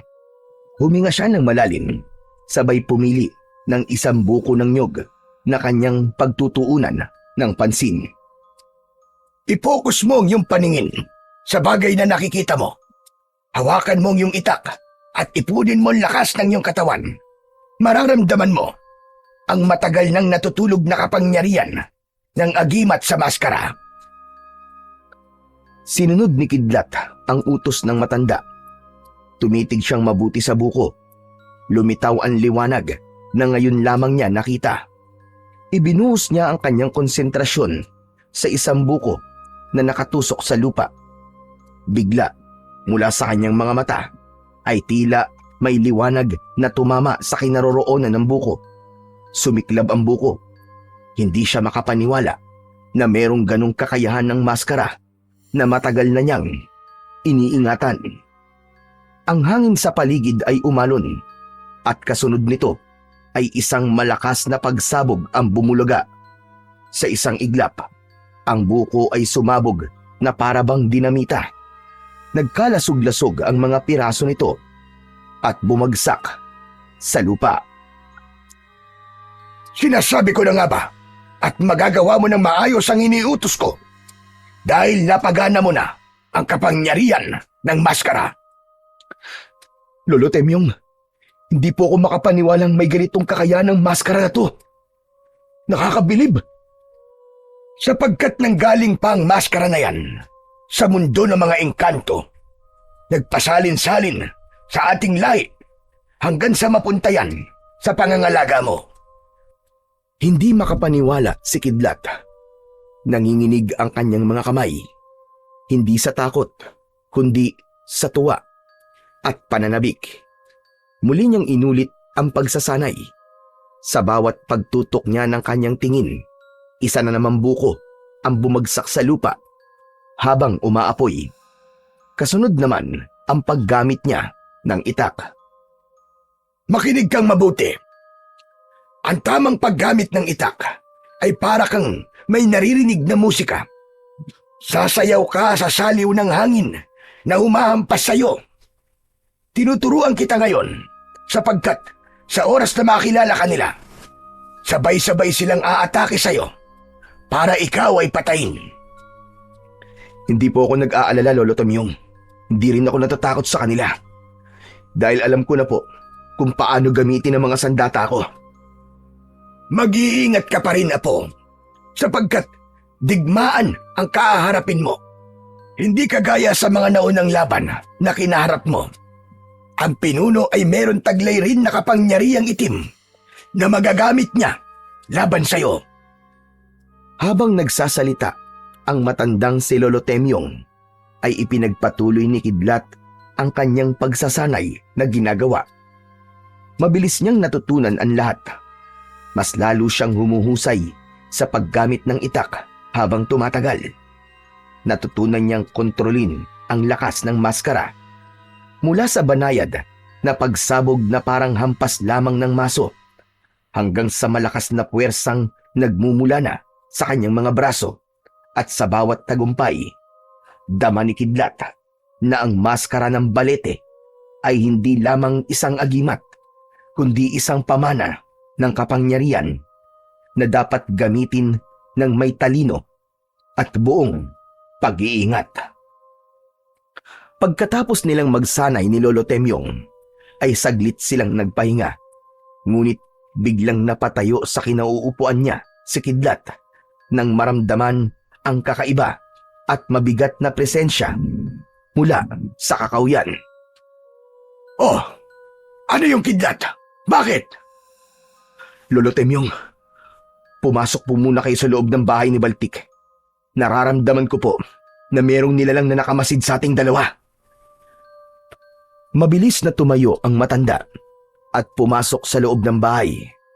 Maya-maya pa ay lumitaw mula sa kakawyan ang isang nilalang na merong nakakapangilabot na anyo.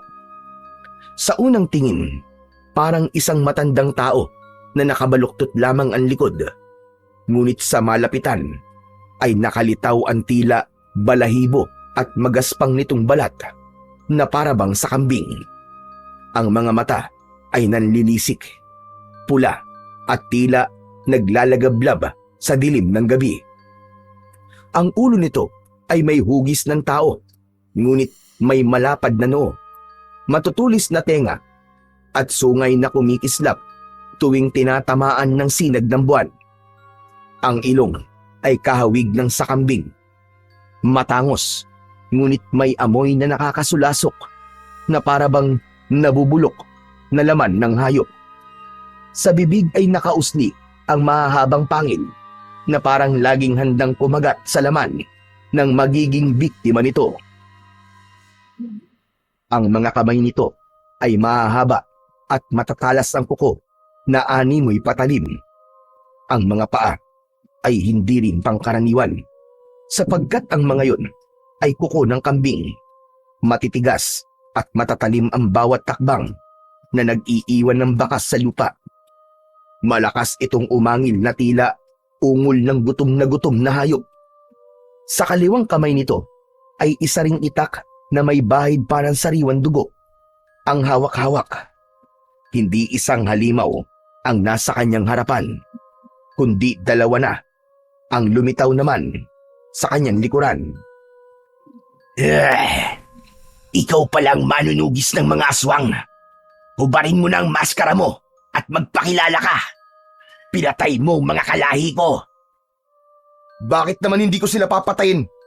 Marami na silang pinatay na mga inosenteng tao.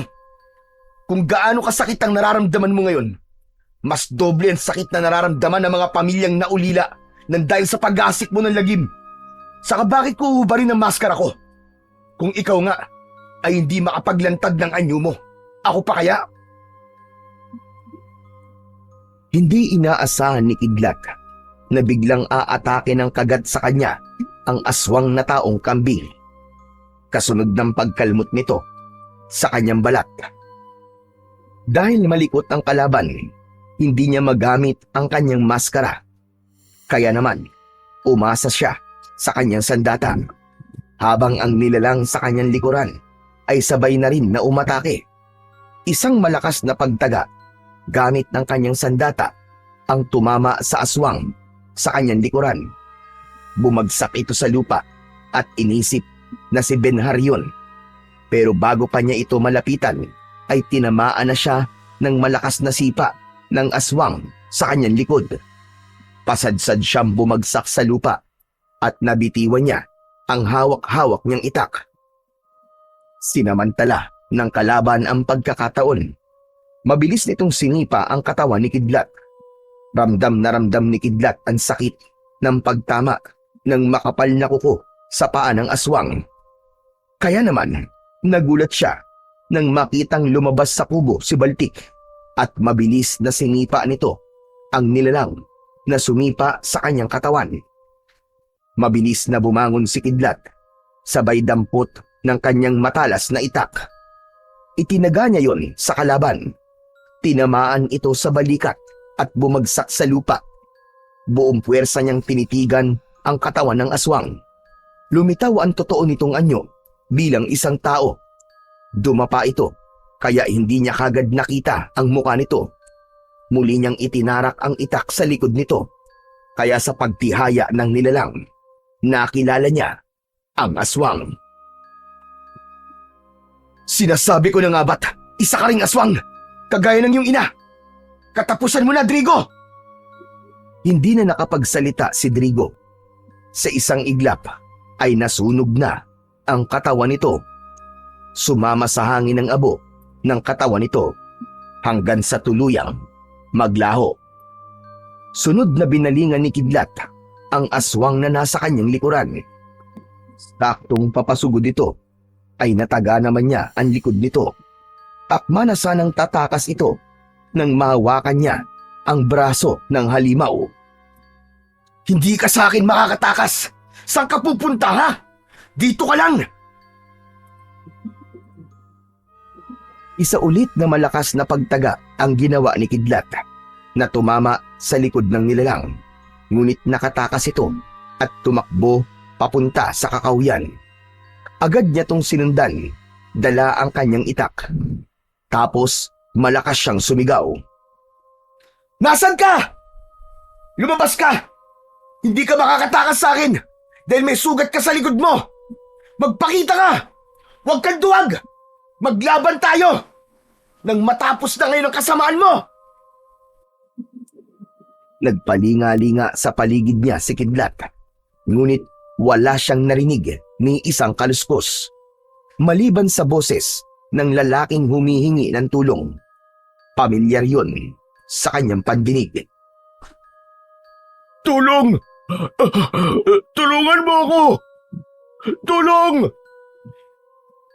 Sinundan ni Kidlat ang pinagmumulan ng ingay. Nang malapitan niya ang bahagi ng kakawyan, tumambad sa kanyang paningin ang nakadapang si Benhar. Naliligo ito sa sariling dugo at merong sugat sa likod. Sa tabi nito ay ang itak na ginagamit nito sa pagbabalat ng buko. Wala itong suot na damit pang itaas, kaya kitang-kita niya ang tinamo nitong sugat sa likod. Sinasabi ko na nga ba't ikaw ang aswang na pumapatay sa mga tao? Anak ka ng teteng! Tulong! Nakikiusap ako! Tulungan mo ako! Hindi kita tutulungan, hunghang, dahil papatayin na kita ngayon! Akma na sanang itatarak ni Kidlat ang kanyang matalas na itak sa likod ni Benhar nang biglang makarinig ng sigaw si Kidlat mula kay Lolo Temyong. Huwag! Huwag mo muna siyang papatayin! Hindi ka nakakasigurado kung siya nga ba ang aswang! Hindi po ako maaaring magkamali, Lolo Temyong. Siya ang aswang na pumapatay. Kung ganon, kailangan mo siyang buhayin para malaman natin kung saan nagtatago ang kanyang pinuno. Dalhin natin siya sa kubo at igapos. Hayaan natin na maubusan siya ng dugo. Sa tingin ko, kapag hindi niya na kaya ang sakit, ay mapipilitan na siyang umamin sa atin. Dahil sa mga sinabi ni Lolo Temyong, ay napilitang sumunod si Kidlat. Dahan-dahan siyang yumuko sa katawan ni Benhar. Ipinuwesto niya ang kanyang mga kamay sa ilalim ng balikat nito at buong lakas na iniangat ang mabigat nitong katawan. Ramdam niya ang malamig at naninigas na balat. Tila humihigop ng init mula sa kanyang bibig. Sa bawat pagakbang patungo sa kubo, kumakabog ang dibdib ni Kidlat. Galit na galit siya dahil hindi naging mabuti sa kanya si Benhar. Pagsapit nila sa kubo, dahan-dahan niyang ibinaba si Benhar sa banit. Iniabot sa kanya ni Lolo Temyong ang lubid at mabilis na iginapos ang mga kamay nito sa haligi. Agad niya itong tinanong. Ngayon, tatanungin kita, Benhar. Saan nagtatago ang pinuno mo? Sagot! Sumagot ka! Wala akong alam sa sinasabi mo. Wala akong alam. Anak ng teteng, oh. Huwag ka na magkunwari. Kitang-kita na eh. Kilala na kita. Sumagot ka. Nasaan ang pinuno mo? Sagot! Ikaw ang huwag magkunwari, Kidlat. Kilala ko ang boses mo. Kahit 10 patong pa ng maskara ang ilagay mo sa mukha mo, makikilala kita. Alam kong ikaw yan, kaya't pakawalan mo ko rito, dahil papatayin kita. Dahil hindi umamin si Benhar, lumapit si Kidlat. Ibinaon niya ang kanyang daliri sa sugat nito sa likod. Napasigaw sa sakit si Benhar at nagpupumiglas sa pagkakagapos. Wala akong alam sa mga sinasabi mo. Ikaw ang alam kong nagtatago sa maskarang yan. Ikaw ang nakakaalam sa kinaroroonan ng mga aswang. Kaya wag mo akong talungin, hayop ka. Kapag nakawala ako rito, babasagin ko talaga ang pagmumukha mo gamit ang kamao ko. Sige, pakawalan mo ako dito. Papatayin kita. Benhar, tumahimik ka. Magsabi ka na ng totoo para hindi ka na masaktan. Wala akong alam. Wala akong alam.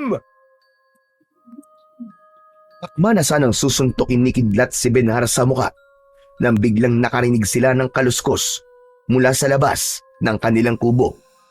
Ang huni ni Baltik ay nagbigay babala sa kanila na merong mga nilalang sa labas ng kanilang kubo.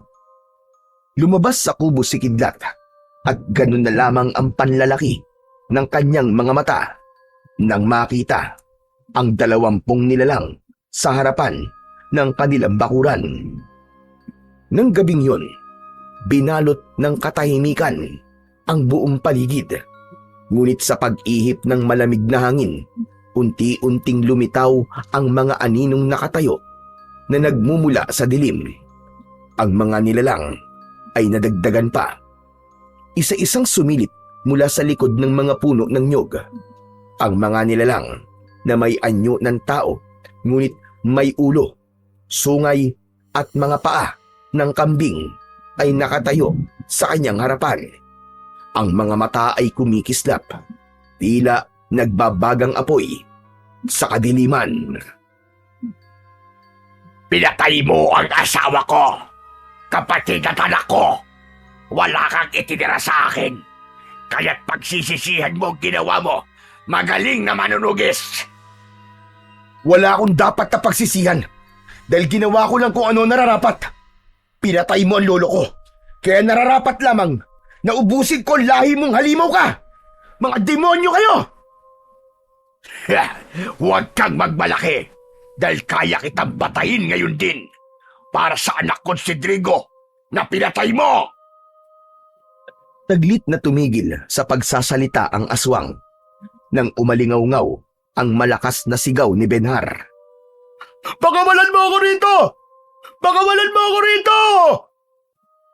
May bihag ka pala, isang inutil.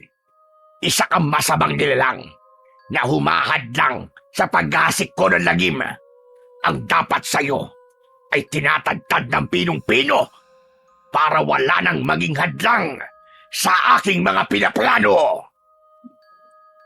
Pumuesto ang pinuno sa gitna.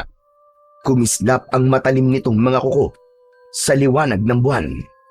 Ang katawan ay balot ng makapal na balahibo at ang mga kamay ay hawak ang isang dambuhalang palakol. Tahimik na nakapwesto ang mga aswang na taong kambing, nakahilera na parabang isang hukbo na handang-handa na sa paglusob. Ang paghinga ay mabigat at sabay-sabay na umaangin bilang tanda ng pag-atake. Ano pang hinihintay nyo, mga alagad? Patayin nyo na ang manunugis na yan! Sugod! Kasabay ng malakas na pagsigaw ng pinuno ng mga aswang, lumipad mula sa puno ang mga nagtatagong nilalang. Sumali sa labanan ang natitirang lahi ng mga aswang na taong ipis.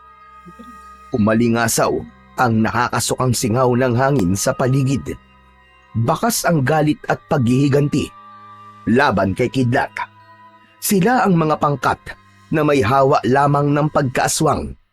Inuutusan lamang sila, depende sa sigaw ng pinakapinuno nila.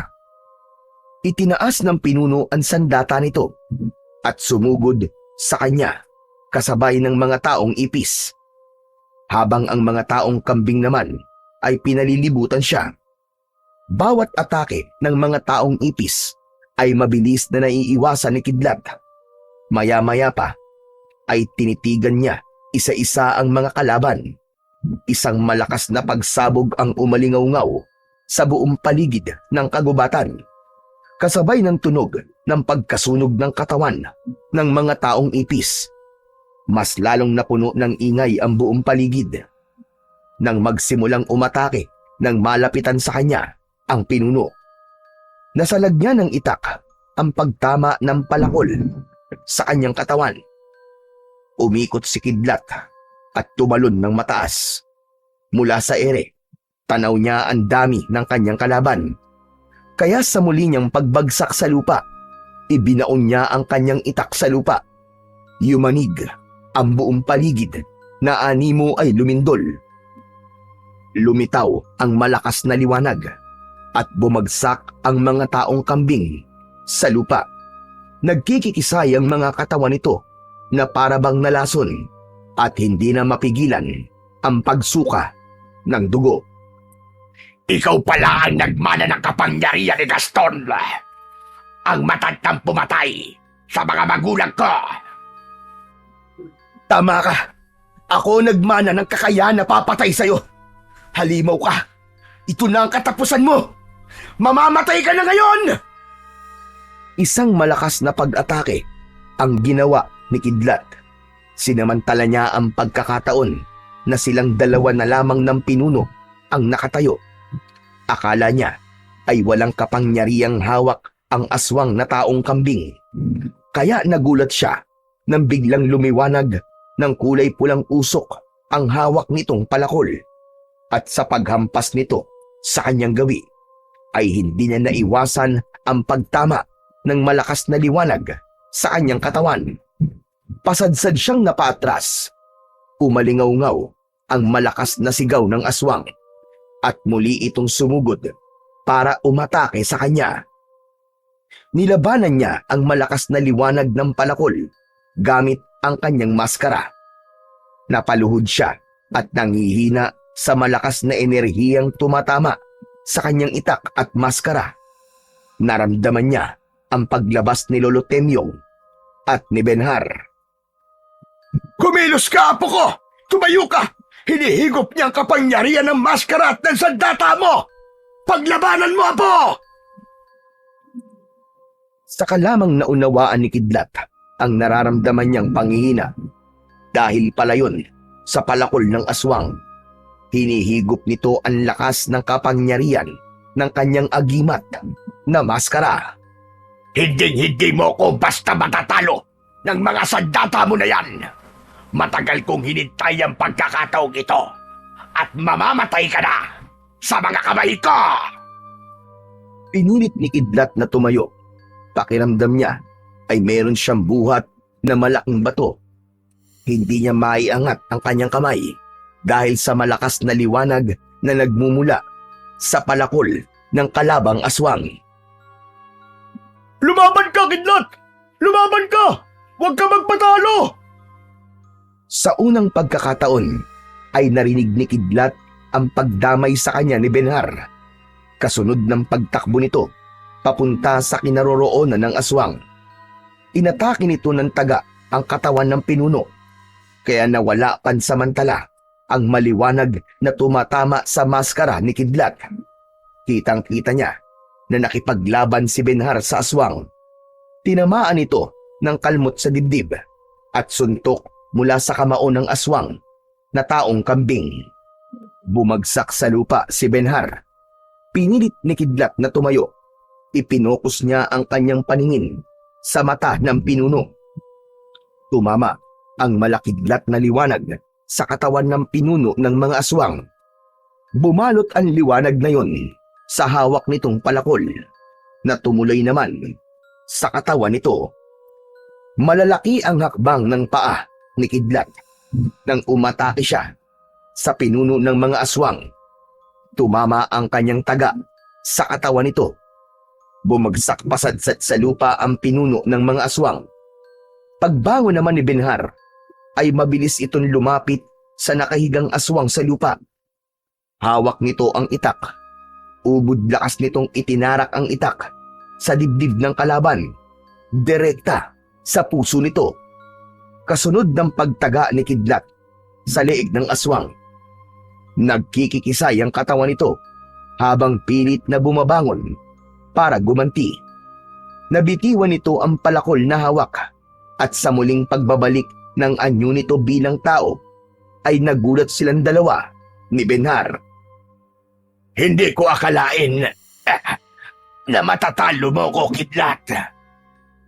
Kung ganun, ikaw pala ang totoong pinuno ng mga aswang. Akala ko, mabuti kayong tao, Pastor Buloy. Anak ka ng teteng. Hayop ka. May padala-dala ka pa ng Biblia at ginagamit mo pa ang salita ng Diyos para maitago ang totoo mong pagkatao.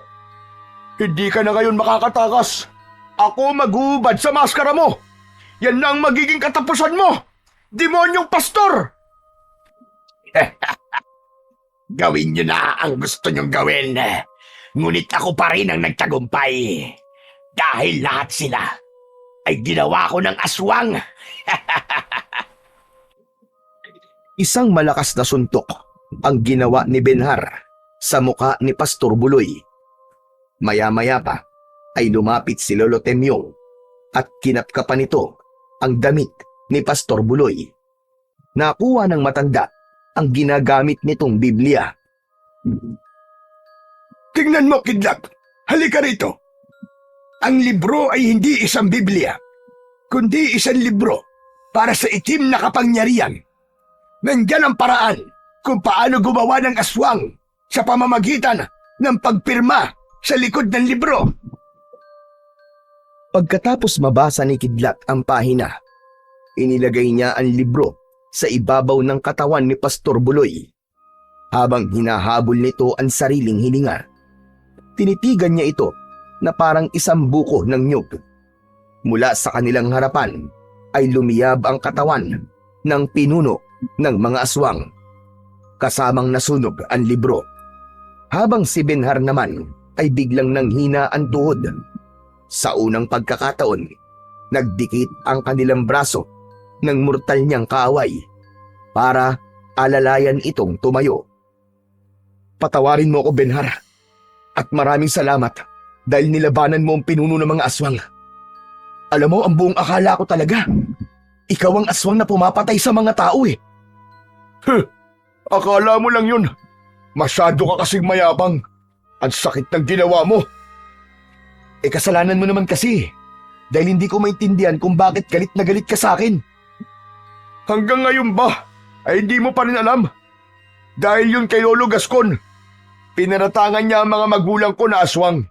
Kaya sa tuwing nakikita kita, nagagalit ako. Naaalala ko nangyari sa mga magulang ko. Pero sa huli, naisip ko, nagkamali ako. Wala kang kasalanan. Ako na ang humihingi ng pasensya at kapatawaran sa nagawa ni Lolo Gaston sa pamilya mo. Ngunit ang totoong dahilan sa pagkamatay ng pamilya mo ay hindi si Lolo Gascon, kundi ang mga aswang na iniligaw ang mga tao para lamang pagtakluban ang kanilang totoong anyo. Katulad ng nangyari sa'yo, ang akala ko ikaw ang aswang. Yung pala, si Pastor Buloy. Bakit ka sinasagubat ka at sugatan, Benhar? Kaya inakala ni Kidlat na ikaw ang aswang na tumakas kanina. Inatake ako ng aswang at nakatakas lang ako. Pinapanood ko kayo habang nagsasanay kayo eh. Hindi ko naman alam na nandun din pala ang aswang at pinanonood din si Kidlat. Pambihira talagang kamalasan to, oo. Aray, kumikirot na naman ang sugat ko. Tinusok mo kasi. Muntik ka na talaga sa akin kanina, Benhar. Kung bakit naman kasi nagtanggal ka pa ng damit mo. Kaya akala ko talaga ikaw ang aswang eh. Pasensya na ha. Paano hindi ako magtatanggal ng damit? Naligaw ako kanina sa pagpunta rito. Saka, hindi niyo ako pinakinggan kanina. Pigain mo ba naman yung sugat ko? Siyempre. Baka pati pagpatay kay Jose Rizal aaminin ko nang dahil sa sakit. Napangiti na lamang si Kidlat sa sinabi ni Benhar habang inaalalayan niyang maglakad si Benhar papunta sa bahay nila para doon ito gamutin. Habang si Lolo Temyong naman ay sumama sa kanila at nagpakilala sa kanyang mga magulang bilang tiyuhin ni Mang Tasyo. Magmula rin ng gabing yon ay wala nang napabalitang biktima ng mga aswang sa baryo. Bumalik ang katahimikan ng lugar. Ang dating maruming kapaligiran ay nalinisan na. Wala na rin ang nag-aaksaya ng pagkain. Malaki ang naitulong ng lalaking iniligtas niya sa kakauyan. Ipinalaganap nito ang kalinisan ng baryo. Saka lang din nalaman ni Kidlat na si Drigo at Pastor Buloy ay mag-ama na nagpapanggap na mabuting tao. Pero ang totoo ay magkatulong sila sa pag-aasik ng lagim sa lugar na yon. Natuldukan ang kasamaan ng sinasabing hybrid na aswang o mga nilalang na gamit ang katawan ng mga insekto at hayop. Sa kwentong inyong napakinggan, sa paglipas ng panahon, marami na tayong nasaksihan na tao o nilalang na nagtatago sa likod ng kabutihan upang pagtakpan ang kanilang tunay na pagkatao. May mga gumagamit pa ng pangalan ng Diyos upang magmukhang dalisay ang kanilang layunin. Ngunit sa katotohanan ay merong masamang binabalak sa kanilang kapwa. Ang pagpapanggap na mabuti ay tila isang maskara. Ganun man katagal na maitago ang anyo, lilitaw at lilitaw din ang tunay na kulay ng budhi. Hindi kailanman panghabang buhay na makapagtatago sa mata ng mga tao. Ang katotohanan ay parang ilaw na kahit gaano pa kadilim ang paligid, sa takdang oras ay sisikat ang liwanag at mabubunyag ang lahat ng lihim. Gaya ng kasabihang ang kasinungalingan ay may maiksing buhay at ang katotohanan ay laging mananaig. Hindi dapat ginagamit ang pangalan ng Diyos bilang pantakip sa mga masasamang gawain. Ang kanyang pangalan ay banal at dapat inuugnay lamang sa kabutihan, pag-ibig at kapayapaan. Ang sino mang gagamit sa pangalan nito para linlangin ng iba ay hindi makakatakas sa katarungan, sapagkat sa takdang panahon, ang lahat ng kasamaan ay isisiwalat at hahatulan sa iyong nagawang kasalanan.